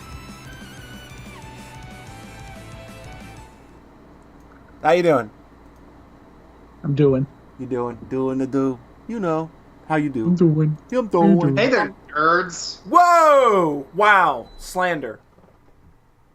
Not gonna have it. Wow, my air conditioner actually kicked off for the first time today. That's weird. October, Your internet? and my air conditioner, it turns off. Oh. You know. When it's not 60 degrees. When it's under Yeah, it was 60 like fucking 90 degrees today. Yeah. Did you turn your air conditioner It on? is not right? that here.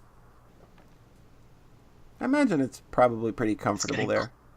It's getting colder. It's comfy. It's just that I know it's coming. Yeah. Psyched. Those awesome walks in winter. You're gonna love it. Gonna take public transit to my job and walk through the snow. It's gonna be great. Yep. I mean, you loved it so much last year. I'm... Hey, I haven't heard an update. I haven't heard an update. How's the dog ear infection? Much better. Good. I haven't taken him in to check to see if it's entirely gone because it costs $80. But he's not scratching at his ear. He isn't in pain when I clean his ear now. Like, he is much less bothered when I do it. That's good. I've got a couple more sedation pills, so I'm probably gonna get a couple more like real good ear cleanouts just in case. But I think it's probably gone. That's good to hear. Always good. Yeah. That's good. All I'd have to do is get some drugs. That would mostly knock out Drugs the dog fix everything. Get drugs and a muzzle so that he couldn't bite me. That's then how I get all my dates.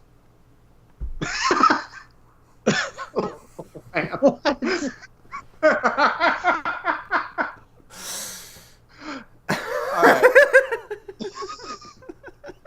Why did I say that? It's a terrible thing to say. What the fuck? The muzzle. Yeah, of course. Like that adds an extra layer there. Hey, John! What did you do? What did I do? What did you do? Besides drugging and muzzling my dog, I played a little game called E6 Arc of Naptism. Napish Tim. Napish Tim. It's a little mnemonic device. Is that when you're trying to spell the name of this game, the dumb name of this game on the internet, just think Napish Tim. Tim needs a nap. That is needing a nap, but it's Sleepy Tim. Sleepy Tim needs a nap. Napish Tim. And the more you know. I'm real glad I played this game. It was really good. I sampled. I was expecting some response there. I played Oath way back in the day, like the first half of it or so. Mm-hmm. I hadn't played any other E's before, and I wasn't really getting it yet. I think it felt good, but I wasn't like really understanding what I was going to be going for. I think. Mm-hmm. And then I played E's 1 and 2 later down the line. They're real fun. And then I played this, and it's just after playing Trails because I desperately needed more Falcom, and it was just a fucking blast. It's so pretty and feels so good, and I like playing it, and the story's nice, and I like talking to all the people, and the pacing's good, and I cried a little bit, and there's a bunch of nice little set pieces, and I like it a lot. It's really cute. It's like Oath and Felghana and East Origin really expand upon what East 6 does, but East 6 has got this super pure, concise feel to it that it very much harkens back to like East 1 in a sense that this is a game that knows exactly what it's doing and it's just going to do it and get in, get out, done. Yeah, I didn't feel rushed because the scope it felt like it set up this scope and then fully explored it, and the scope was just small. It's like, here is this island, there are 2 towns, there are these like 3 or 4 dungeons, and then once you do all those, then you'll go do the end dungeon, and that'll be that. And So it felt full to me. I also Yeah. like I really like the set piece on the ship from the Romans. Yes. I don't know. It really does just feel kind of like the older Ys games, but just like hits the pacing better and feels a little better with the you get the little attack button and the nice little combos. You got 3 different swords that all feel a little bit different, and they're all valid options throughout the story because you can upgrade each of them to roughly the same strength. Yeah. And you got jump slashes. You got jump slashes, and they feel real good. Yes. They better, because you'll be doing them a lot. A lot.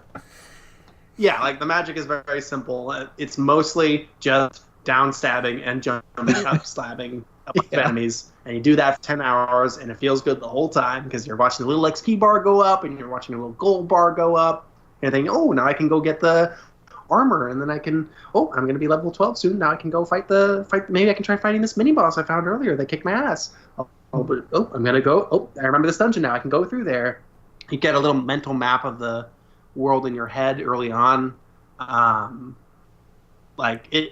It's just big, and it never quite gets overwhelming, I think, where near the start I had 5 or so areas. I thought, I need to come back and return to this, like the water. You could go down if you haven't. I knew if I had an item, I could walk into the water by the beach, and I knew that there were really a couple areas with really hard enemies I needed to go to later when I was leveled up. And then you slowly kind of fill out those paths and fill out the map, but by the time you're there, the game's almost over. Yeah. So it's kind of hard to talk about. It's hard to talk about because it just it's a game that just does what it does, and it's done, and it was a very pleasant experience.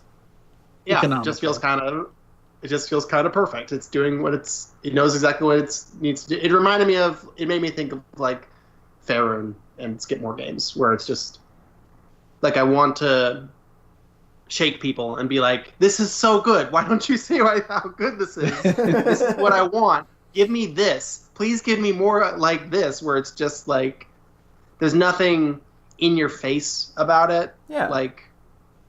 Big meta twists or super deep mechanics or anything. So I feel like if a game like E6 comes out today, I'm running through my head thinking how do I even pitch this at other people, when to me this is an ideal video game playing experience. It's just this week of playing through E6. It's just, this feels perfect and nice, and I had such a nice time. Yeah. It's just like you said, it's a hard game to talk about because the sell quite literally is, look, it's this awesome short little RPG that's a quick play. It's pleasant the whole time. You're always progressing. You never feel like you're wasting time with it. The story, the way you progressed through that game, they don't miss a beat. Nothing's there to feel like filler. It's just filler, huh?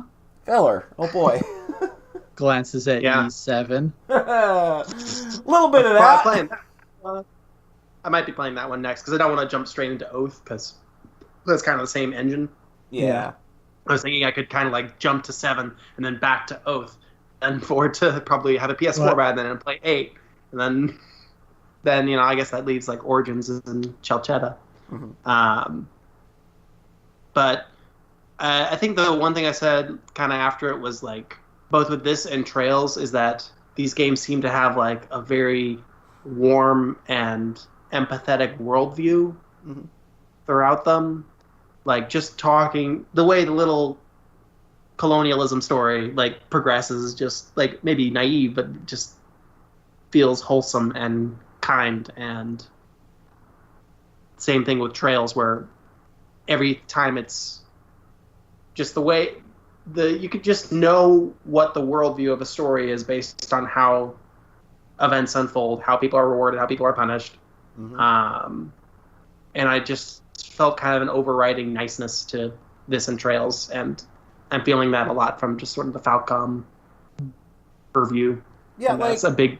I feel like a big worldview most games have is either centered on cynicism or nihilism, And you don't really get much of that in Falcom games. They always feel like their games are trying to present something a bit more positive, even if they may not fully grasp some of the subject matter they're grasping for. They're not like they're at least cognizant of that and still try to play it respectful. Mm-hmm.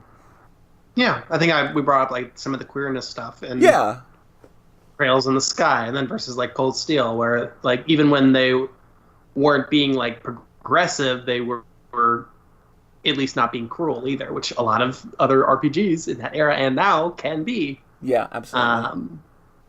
And then you told me like Trails of Cold Steel just straight up has a gay character, which is fabulous. Yeah, like, And, and many people could read that character as predatory because she's a flirty female and she just likes flirting with pretty girls. But the way it's presented is that she is just a character among this group of friends who, like, I mean, I flirt with Brett all the time.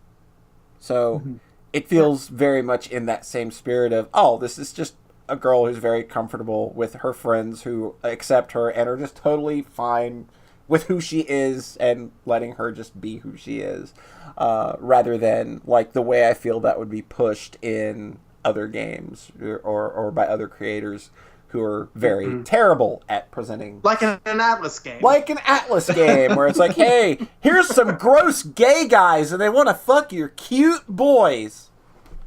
Ugh. Disgusting.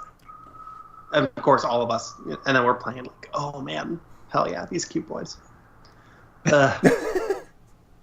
So, I guess the one thing with E6 is like after E's 1 and 2 is a little weird, just like kind of not having much of a final dungeon. Like the lead up to the arc of Napishtim was very linear, and then the arc itself was just a boss and then another boss. So I was like, oh, okay. Yeah. I probably could have lived in there for another hour, but the final dungeon of East 1 is literally half of the game. So that's some mighty tall shoes to fill. Yeah, almost like an overcorrection. Like, okay, that's probably wasn't right. Maybe this, but then again, it's really nice. Again, the biggest virtue of the game is maybe that tight pacing. So having it when it gets to climax down, not just stopping for an hour or so to having one more death maze is probably an okay thing. Yeah. Because it certainly kept the emotional momentum of the story up. Yeah, when I was in what actually is the final dungeon, I was like, oh, this is a final dungeon, right? Like, I didn't think it was lacking anything at the end, honestly. I think that's fair. I think I'm just comparing it with, like, honestly, just Trails FC, because even the one after that, it's a little bit more linear. Like, Trails FC is the one that probably doubles down with the big old maze. It's our big old maze where we're going to get you big and powerful for the final boss. Yep. But yeah, I really liked it. I think I was going to say. Oh, I remember y'all like going on mentioning sometimes like when I brought it up like, oh, it has some rough edges, but you really like it. But I really like it. Were the rough edges some of the bosses? Yeah. Yeah. There's a couple of them that are a little rough around the edges. Definitely like not their best showing. The rock arms. That's where you have to reflect the bullets. That one's rough. Yeah. That one felt Pac-Man World 2-y. That's my touchstone. That's your touchstone PS2 era yeah, bosses. I was about to say like that we've gone back to that well. I said that about the Bed of Chaos. Like this is a Pac-Man World 2 boss. 3D Sonic works too because it's the same thing. Oh my god. Or Kingdom Hearts for that matter. Actually. Oh god, yeah. Jeez. Oh yeah, yeah. Some of those are pretty rough. Woof. I saved. I did make a second save, but halfway through the last dungeon. So and then I saved over in the pre last dungeon. And then when I got to the last area, I didn't realize it crossed a point of no return, so I would have lost about 45 minutes or so if I had to get out of there. And some of those, and that one boss at the one boss, the one, it's pretty intimidating. And I was really worried I wouldn't be able to beat it without restarting back and doing some grinding or something. Yeah. Hey John. Guess what I had to do with that part? Oh no! Because I think you fight like a dragon, right? Yep. As like the third to last And boss. it's fine. Yeah. And I was so underleveled, the dragon was like almost impossibly hard for me, but I just barely got through and was like, okay, what's next? Oh no! Like one shot. I'm like, oh fuck! And that was literally like I started Zelda like the next day and didn't get back to E6 for like a month. Yeah. Because I was just like, oh, I'm gonna have to go back and grind like 2 levels or something. And then I did it, and the end was easy. Like I was just right over that cusp. You had that issue with E7 too, where you hit this one point where it was just like, oh, I might have to do a little grinding. Oh no! But that was that was halfway through the game though, when it revealed, oh, by the way, second quest basically. It's funny. Yeah, that with ease, if I'm having trouble with a boss, I will absolutely just be like, okay, fuck this. I need to double back and take a beat, because again, it's like the one level makes all the difference. Yeah, in these games. It really does, all the way up. Like I think E7 is where like the one level thing kind of stopped being an issue, because I've not felt like I've had to grind in like E7 or 8 at all. It's just down to skill. Yeah, I think that's nice in the sense that with E's 1, 2, 6, there's such a pronounced difference. Like it feels meaningful when you level up. Oh yeah, definitely. Your trade-off for that also is like game balance is much harder to do. You can't have like a really smooth curve if like basically every boss is a stat check. Yeah. So that's sort of the trade-off there. Yeah. So I really like E6. I'm very excited to continue playing Falcom games forever. Hey, Falcom games are good. Yeah, they've been making them good for like 30 years. Yeah. So they're probably going to keep doing it. We're just all catching up now in the West. It just like Trails of Cold Steel 4 just recently released there, and I'm excited to see what they're going to do, because they are following up East 8 with a direct follow-up for East 9. We know that's happening. They've said that they're kind of like putting Trails on the back burner for a little bit. Maybe we dove a little too hard into that for a while. So yeah, we do know that East 9 is coming and that it's a direct follow-up to East 8, which is a very exciting prospect for me, because East 8 introduces a lot of great characters that I would really love to see more of, especially Donna. Donna is fantastic. I'm really excited for East 8. I wish I still had a PS4 so I could buy it. Well, you got a Switch, don't you? Is the Switch version okay? Everyone seems to be a little bit. It's like it drops frames, but but then again, it drops half the frames. Well, it's 30 frames per second, and it has some slowdown issues. So, whereas the PS4 is 60, so it's already starting at half the frame rate, and then you're saying it drops frames on top of that. Yeah, that's not great, honestly. Just being fair here. I'm just saying, if you want to play the game and don't want to invest in entirely new hardware, I don't think East 8 on Switch is the worst decision. But also, and also I'm for other stuff, and I'm less discerning than probably both of y'all when it comes to those kind of hardware differences. I think. I was thinking about it on Vita for a minute there. But then you lose you lose a big chunk of content in the Vita version, unfortunately. A lot of the Donna stuff is not in the Vita version. Is the good translation on Switch yet? Yeah. Or is that just corrected that? Is it on PC? What's up with the PC version now? I have no idea. I think it's just not a very good optimized I think they did as much as they could with whatever money the port house was given to do, and I don't think anybody's heard a peep since. Oh man!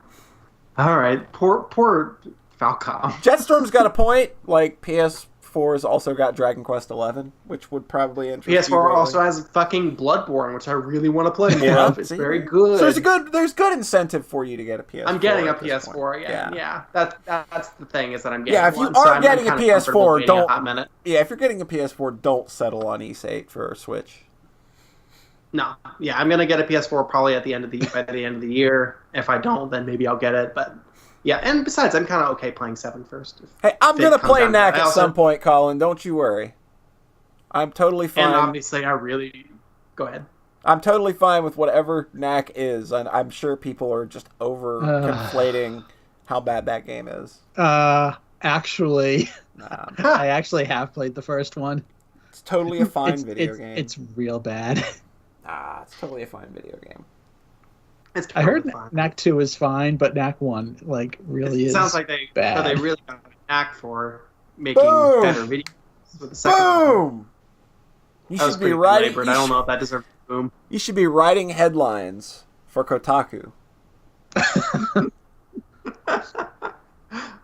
PS4 does have Dragon Quest XI.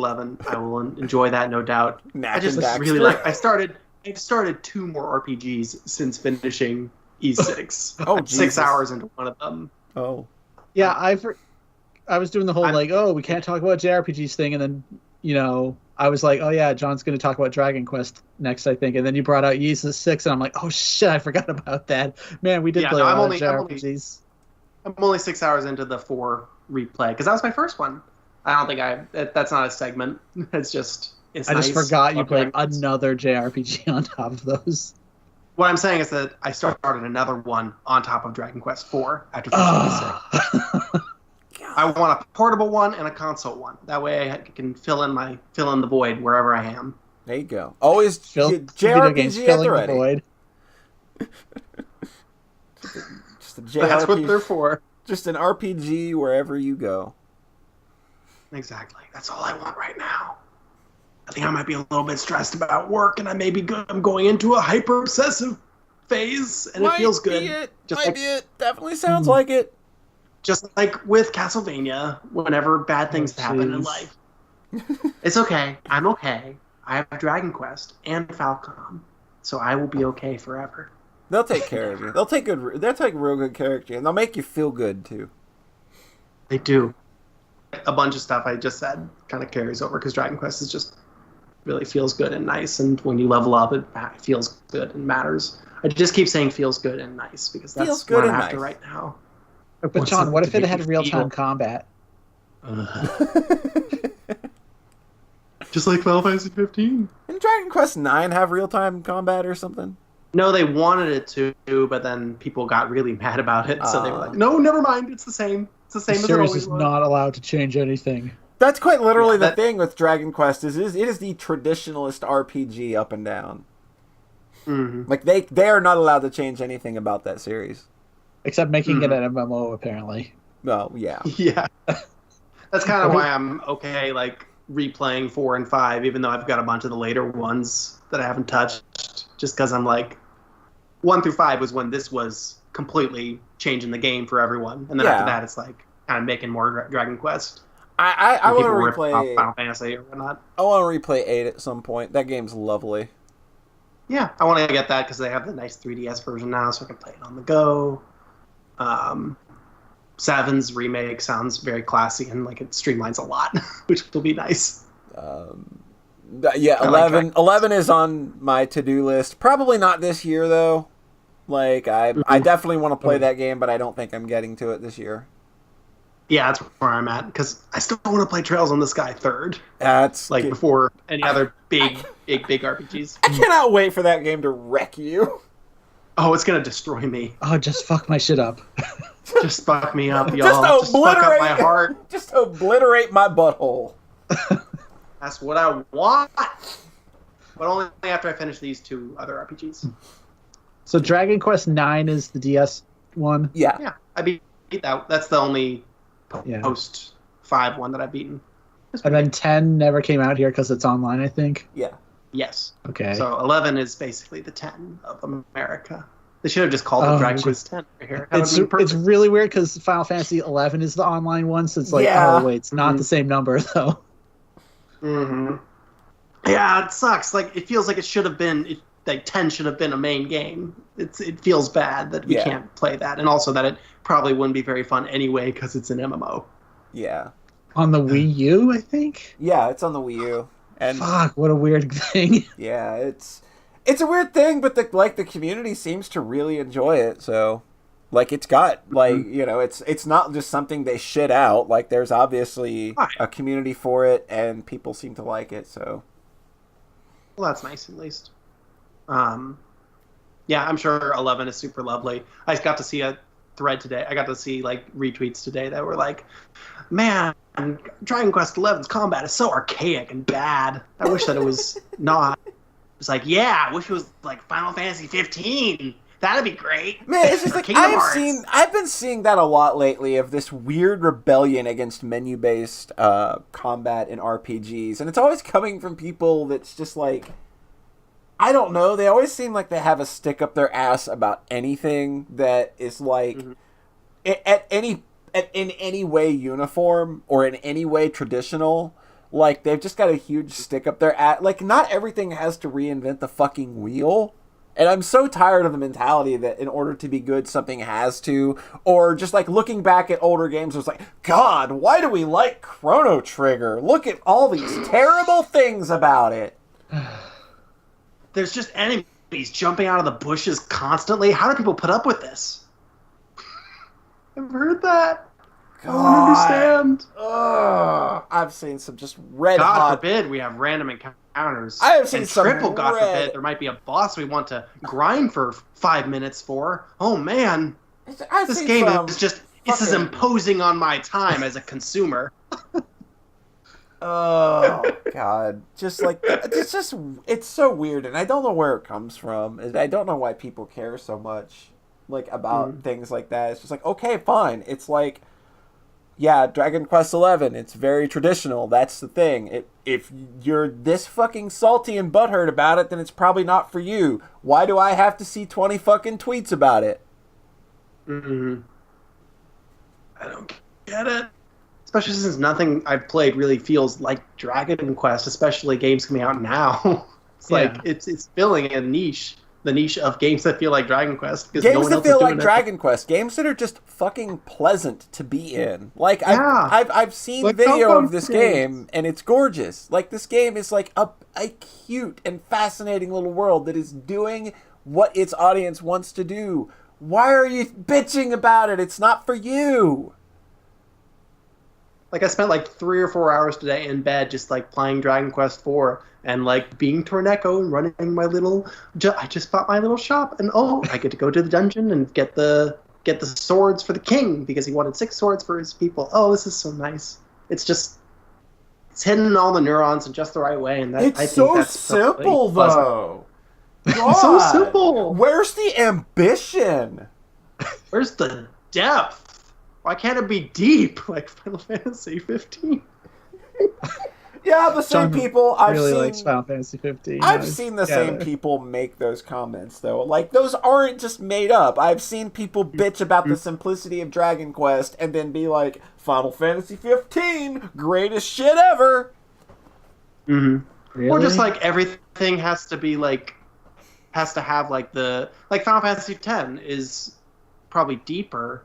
But, like, the combat goes on longer. The fights last longer because there's more going on. There'll be random encounters. I remember random encounters sometimes being, like, 5 minutes long while you're cycling through all these different characters and watching the Final Fantasy Tactics menu thing go by. Yeah. Trails on the Sky. The battles take longer because there's more depth to it.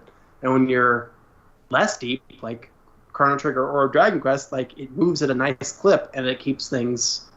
and you generally are maybe a little more focused on like the story and the world, and I think that's perfectly lovely. I saw Trails in the Sky's combat talked about as being boring and what was it? Boring, simple, and way too traditional. Like, okay, are we playing the same game here, or are you just saying... Yeah, it's really deep and smart. Yeah, like especially with the end game. Yeah. Also, we only played the first hour. Yeah, we only played the first hour. Oh, yeah. Yeah, that's definitely the case. I could definitely complain about the pacing of the fighting there, but they added the turbo buttons and how everything's fine. Yeah, like it's literally a non-issue now. When you have the fights that you don't have to think about much, that you can just mash through, then you have that. And then you can just get on with the story, which is nice. Yeah. But then it has that depth when you're in those big climactic encounters where it really counts. Yeah, like Cold Steel did streamline things, but the combat system is still very much like in line with not being super traditional. Like, you're not going to win fights in that game by just smashing the A button. Not going to happen. It's like it's half a tactics game. Yeah. Kind of like Dragon Quarter did, which are, again, they're trading that speed and pace for the depth, and that's lovely. It's just that the idea that being shallower doesn't have any merit at all, when it so obviously does in the form of speed. Yeah. I RPG talked a bunch. I'm going to keep playing them, so next time I'll probably have more. Okay, so now we absolutely 100% done talking about JRPGs on this podcast? Probably, yeah. Until we talk about Ghost Lion. Yeah. It's all done until Ghost Lion. I meant even just this episode, I'm pretty sure there's no more JRPGs. No more JRPGs, no, I'm I done. don't think. None. Yeah. Absolutely none. I will pass it on to Polymath. So I played more Persona 5. What's that? Did John... I didn't know what you were doing. Good lord. Oh my god. John, you dummy. I forgot about Persona. This is how you know he doesn't read your Twitter. Yeah, I know. Because I've been tweeting about Persona 5 quite a bit. Like, fucking constantly, and at, like, weird hours of the night, because you're up all night playing it, apparently. Look, some nights you have allergy problems and you can't It's just, sleep. like, 4 a.m. Polly's just like, shit's popping off! So I played a bunch. I saw those tweets in the morning. Like, I'd look at the little timestamp, like, oh, yep, that is 4 a.m. Persona tweets. I played a whole bunch of Persona 5 in the last couple of weeks. Like, a ridiculous... I think I was, maybe 30 or 40 hours last time we talked. And I hit the 95-hour mark today. Woo! Yo, Persona 5 is real fucking long. It's a trip. God. It's a lot. Oh, yeah. Like, we got off the podcast, and I immediately just jumped right back in. Fantastic dungeon. Introduction to a Didn't have to stop ever since. Introduction to a fantastic new character. And, like, for a 100-plus hour game, like, this game has been pacing itself very well. Like, I haven't felt too much of a burn, except for when, like, oh, look, oh no, there's a dungeon, there's a new dungeon. We hit a stumbling block. So, there's this part of the game where the game's pacing and design and dungeon work kind of just takes a nosedive for about 6 hours. Oh, is it when you go to outer space? Oh yeah, it's the spaceport dungeon. So they have to, like, in this very short amount of time before you actually get to the dungeon, like, I would say this is about the span of an hour, whereas previous dungeons, or I call them dungeons, but it's more like chapters, previous chapters of the story, let's call them, would take their time introducing you to a new character. You sort of find out what's going on with them, and then, like, a dungeon happens, and then a lot of story happens in the dungeon, and then there's the big climax. And then after the really good dungeon that I did, which was a really cool pyramid-themed dungeon with a lot of really fun light puzzles and some mural stuff that you got to play around with, and a really cool boss fight, you get to this next portion where there's, like, this weird dispute between two characters on your team that just comes up out of nowhere, and suddenly they don't like each other, and you're like, what's that? What's going on here? Where did this come from? Why is this happening? Why are you two being pissy? And then, like, one of the team members just fucking leaves the team. And over the course of that, you start, like, building the building blocks for what we're going to start tackling next, and you end up running into your friend again, because obviously he's going to continue doing the Phantom Thief stuff too, because he can. And you end up running into them, and then there's this new character with you who's also a Persona user, just kind of out of nowhere, and, like, her introduction into the story. Yes! I heard something break. That's my controller falling off. Nice. Sorry. Did it break? Nope. No. All right. Okay. So this new character gets introduced, and it's real, like, and you're, like, being put at odds with this new character just because the character that left your team is mad at you. And this new character is just like, yeah, I don't like you guys. You're bad. And it's You're just dummy. You're dummies. Basically, it's basic. It's kind of funny. Like the scene is admittedly funny because she's clearly memorized a script, and it's just really cute the way she's saying all these wild speeches about justice, and you're just like, yeah, I'm pretty cool with justice too. And she's like, well, yeah, and it's a really cute scene, admittedly, but. This whole introduction to this character, who she is, what she is, along with this weird out-of-nowhere conflict, all gets resolved in this really weird span of time just so we can get access to the next dungeon. And it's just so sloppily handled, like, when you compare it to the build-up that all of the other arcs have had. Like, and it just kind of, like, really shortchanges her character. And I think she's a good character. Which is why I'm kind of bummed about it, because she just gets really shortchanged because it feels really first drafty. Like they didn't really kind of fix this part after we wrote the first draft. We just kind of went with it. And that leads us into the spaceport, which was like 3 hours of the most mind-numbingly awful dungeoning that has been in this fucking game. Like, what happened? Like... Every dungeon up to this point has been so elaborate and immaculately put together. Just, like, fun puzzles, cool stealth sections, things you gotta figure out. And this is, like, a dungeon that is based entirely around the idea of being the most tedious thing you've done in a video game ever. Because it's not even that long, because, like, you could probably add it up, and I bet there's not more than 10 screens to this dungeon.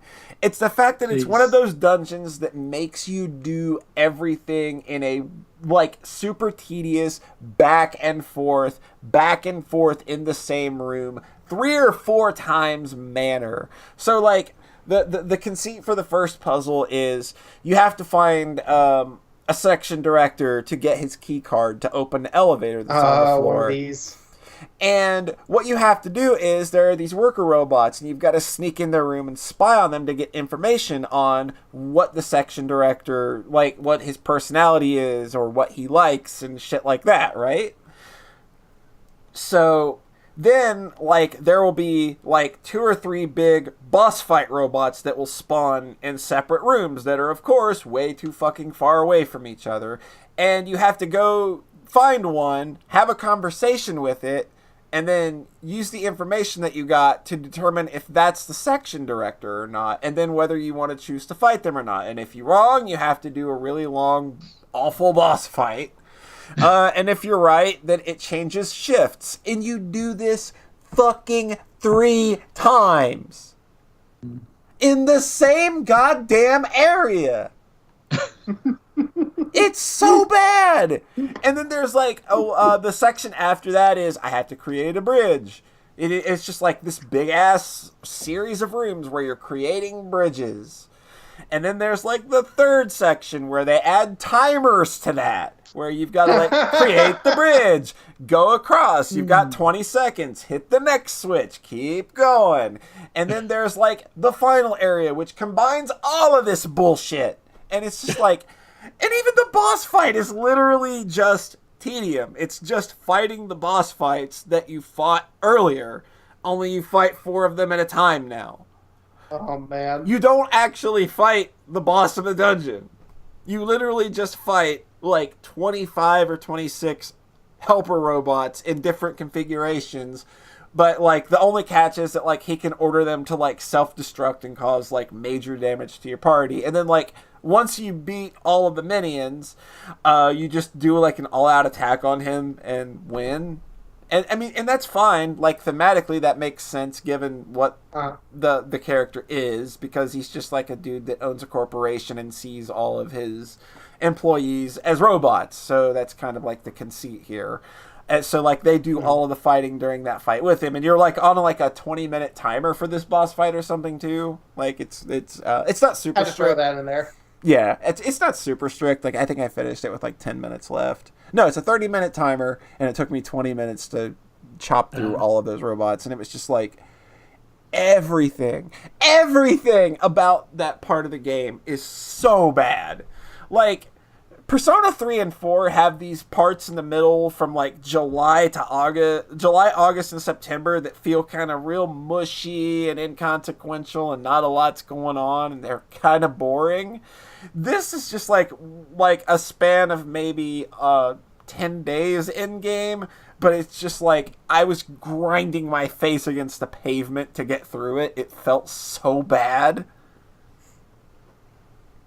And then the game picked up again, and it's real good. And then it started to jam. Yeah, it started to really fucking jam after that. Like, like I'm in the end of I'm at the end of November now, so it's kind of like if like you're like anybody that's played the game wants to know exactly where I'm at now, I'm kind of like in what I feel like is a major climax, and it feels like it should be a final dungeon, but I'm betting my right butt cheek that it's not.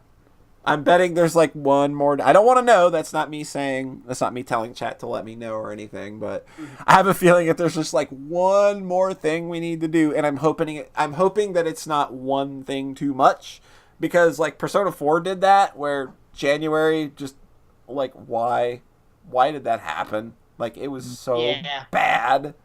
And it's just like out of nowhere final boss that's just, ho, look at me, I popped up out of nowhere. The big twist. When the dungeon before that is so satisfying. Yeah, like perfectly good endpoint. Yeah, and like that final boss of that final dungeon feels real good. It's just like, we didn't need more. Yep, agreed. Definitely agreed. Yeah, but like I said last time, I've just like my opinion on Persona 4 is like that it's the worst, so... just the worst ever of anything, really. Yeah, it's the worst. No, I think it's like the worst of these three games. It just feels way less consequential to me. Like, even though it's like got all of the quality of life stuff, you know, from, you know, that people didn't like about Persona 3 because they're crybabies.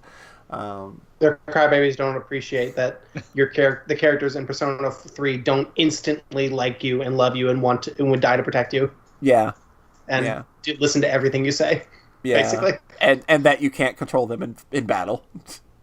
Yeah, I meant that story-wise and mechanically. They are not your playthings to your dating sim playthings. Yeah. Man, Persona 5 is the vibe I got watching a bunch of it. I've died way more in Persona 5 than I did in 3 and 4, and people tell me this is the easiest one. Like, I think I maybe like died 3 or 4 times in Persona 3. I can only think of one time I died in Persona 4.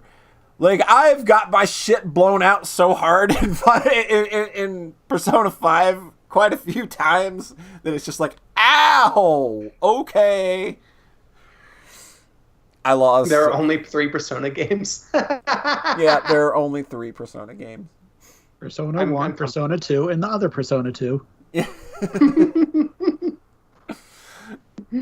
Those older Persona games are good too, but like I think it's clear that Atlus has definitely made a switch here, and they wanted to differentiate, and that's totally fine. I think it's fine. Just I like thinking of things in terms of like different series, even if they're in the same series. Like we have Persona 3, 4, and 5, and then we have these other Shin Megami Tensei spin-offs. Yeah, that I might play at some point, and I think there's nothing wrong with that. Doesn't mean it doesn't speak to a moral weakness in the people that like the dating sim games more. Yeah, Louis says the three Persona games: Persona 4, Persona 4 Gold, and Persona 4 Dancing All Night. Persona 4 Arena, Persona Q. Too many Persona 4 games, people. Aren't there 2 more dancing games coming out? Yeah, there are 2 more. I just saw the one clip of the Persona 3 MC dancing on the building roof from the end of the end of Persona 3. I have enough context to know how funny that is. I saw a gif of Naoto Shirogane doing a real smooth dance move, and it was like, I'm thirsty all over again. Yep. It was real good. It was a real good move. It was a real good move. God, Naoto. Very good. Man, so yeah, like, I'm loving the shit out of this game. Like, even though it had that moment where I was just like, I can't do this. please, somebody else play this for me.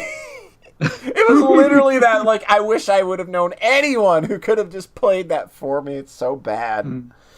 But yeah, I'll likely have finished it by the next time, so I'll probably have some nice final thoughts to say about it. This game's probably a lock for being on my Game of the Year list, most likely, because it's just, I've had, like I said, for a game that I've spent 95 hours with, it hasn't felt like it.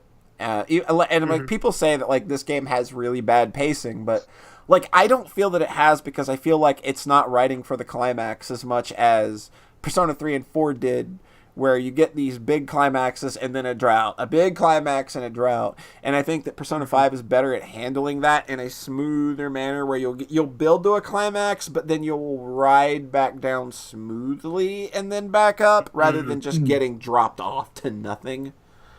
Which is what both Persona 3 and 4 like that 1 month after Persona, like the 4th dungeon, Persona 4. The 1 month of nothing. God, so bad. and Persona 4, it just gets worse because, like, at a certain point in Persona 4, you can literally clear all the main dungeons in one day, and then you've got fuck all to do for the rest of the time. Except just, like, do social links, do side activities, like, and I think that Persona 5 is way better at kind of meeting that content out. So yeah, that's good stuff. It's a good RPG. It's good Too bad we won't be able to talk about it next time. That's true. Unless we all play Ghost Lion. Yeah, we'll have to all play Ghost Lion. And then we'll do the Ghost Lion spoiler cast, of course. Of course. I did not want to start Ghost Lion right after Phantasy Star 2, because I was like, I can't do another 80s RPG right now. I'm so done. Well, I guess Dragon Quest 4 kind of is that. Oh, well. Yeah, I'm doing the DS remake. But the DS remakes are real good. They're real good. All right. So, does anybody else have anything else to talk about? I do. I do. Can I say one thing before I stop though? I'm gonna bounce back to the Coheed record real quick. It ends on a fucking fade out. How do you end? There was no more CD left. It makes me think that had to be a mastering decision, because but then again, like, the song that they end on is just like, there are so many points during that song where I'm like, okay, you can jump out now, you can jump out and end the song, come on, just do it. Oh no, that was my progression while hearing that final track. Oh my God. In the first time. It ends on a fucking fade out. It makes me wonder though, just like, you're at CD capacity. Did you not want to edit anything down to actually give this, like, big epic album of yours, like, a nice definitive ending? Like, come on, man. I wonder what they'll do when they play that song live. They'll probably, like, imagine if it just keeps going. There's, like, actually another 3 minutes or something that's just not on the album because they ran out of space. That would be real fucking funny. And then part 2 just opens with that. That would be clever. I would be clever with... I've heard albums that do that kind of segue into one another, that pick up where the first album leaves off in a really clever way. If they can do that, and I can put that on a playlist back to back and make it make sense, you got me. But no. But yeah, right now the fade out sounds... I'm pissed. It pisses me. It's pissed me off every fucking time I've listened. Like, here it comes. And it's just like... There are so many points right there at the end where you could just jump out and end on that note. It would work. But no, you just had to keep that refrain going for another minute, didn't you? You dumb motherfucker. Okay, I've said my piece. Okay. Rhett, you got one final thing for us? One more game. I played the hot new PlayStation VR jam, Astrobot Rescue Mission. Is it a porn game? You mentioned this game, and then I read up about it, and people are, like, all up on this game. It's really good. It's a 3D platformer that makes sense in VR. That's interesting. How do you make that work? Basically, it's kind of like Crash Bandicoot, where you're always moving into the screen, but, like, the level kind of takes place all around you. So it's kind of like set piece moments of, like, the path forward is kind of broken, but there's a thing on the left, and you have to like physically look to the left and then jump up, and then there's a path over your head that you walk across, and then you're on your right side of your body now, and then he kind of goes down these stairs over here, and like it's very immersive, and like it's like being in a Mario game kind of. It's got a very similar art style to like 3D World and stuff. Yeah. And just it's really hard to explain, and like I've looked at videos since like this, like watching a video of somebody playing this game kind of makes no sense because it just seems like the camera is going crazy. Yeah. But it's because the camera is your head, basically. Mm-hmm. So like at the start of every level. Yeah, that's how you would want that though. Yeah, like it makes total sense once you're in it, but like I can understand like explaining this game to people or showing them it, like it kind of makes no sense. Mm-hmm. But it's just like you're kind of on this path and just kind of gently gliding forward when the character gets too far ahead of you. Like at the start of every level, I'll just look over my shoulder to see if there's anything behind me, because a lot of the times there is. Excellent. Like, so you're just on kind of this path that's a couple feet wide and just kind of slowly moving forward because you don't get very motion sick. And there was a demo they put out a while ago where if the character started to run back, then you would slide backwards with them, and it was like not great. That would be weird. Motion sick. Yeah, so they took that out in the final game. So it's kind of Super Mario Brothers 1 rules of like once the screen scrolls, you can't go back. And like, yeah, and like the robot you're playing as has a presence in the world where you're like this big PlayStation robot holding a PS4 controller. And there's a few sections where they'll show you like a mirror and you can see yourself and like bob your head around. There's one part where like you get seaweed stuck on your head, and then so you can see it in front of your head and in the mirror. In the mirror. Like, that's so cool. Yeah. That's so cool. That's excellent.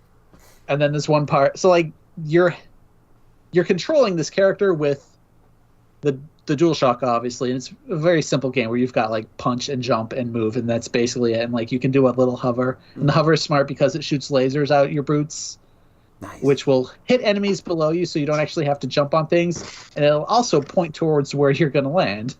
Oh, that's very, very good. Yeah, that's smart design. That's nice. Even though like platforming in 3D actually is way easier, it's way easier to judge depth because it actually has depth, you know? Yeah. Instead of like looking at shadows like in Mario. But yeah, the robot you're playing as, it's kind of moving on a track forward, also has a presence where enemies will attack at you, and they can actually like hurt you, but they'll do stuff like throw goop on your screen or. That's fun stuff though. That's the kind of fun stuff you want. Everything in this game is fun and joyous. Like everything in this game like makes me crack a smile. Like there's enemies that'll run up to you and like you literally headbutt is an option in this game. Yes. There's parts where like there'll be a breakable wall above you. So I'll stand up to break the wall, then sit back down and look up to see what was up there, and there's like a hidden thing up there or something. That's rad as fuck. Yeah, it's really cool. There's a part at the end of one level where you have to like hit a soccer ball with your head. That's so good. So you do a little Ganon back and forth while headbutting the soccer ball towards an enemy. So awesome. That's so good. So the fact that you have that stuff on top of like the competent platformer stuff, like it's very cute. And so the last level I played is basically just a Donkey Kong Country minecart level. But the fact that it's in VR now and makes it much more. It's fucking crazy. Yeah. Even though it's really short and like it might be the only level like this in the game because it's not a super long game. Like they're very economical with it. Mm-hmm.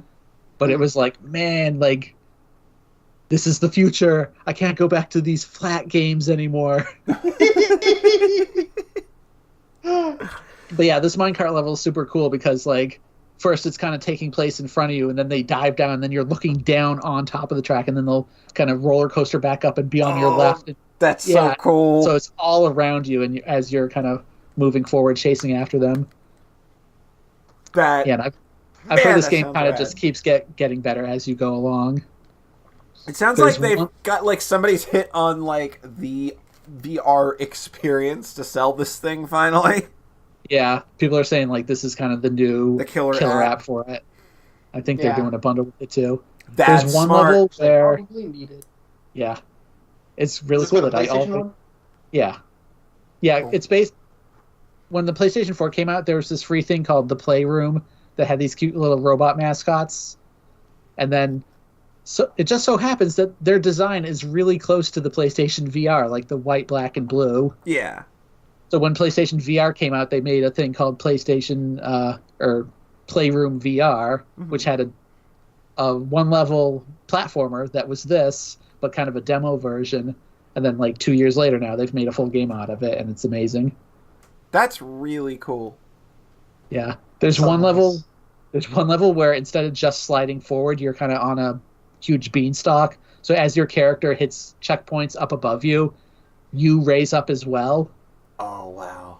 So there's a little verticality in some parts that's really cool. Because then you're like looking, so then you race past the character and then you're looking down on them and like, oh, there you are down there. Like, that, yeah. Man. It sounds like somebody, they cracked the fucking VR code. Yeah.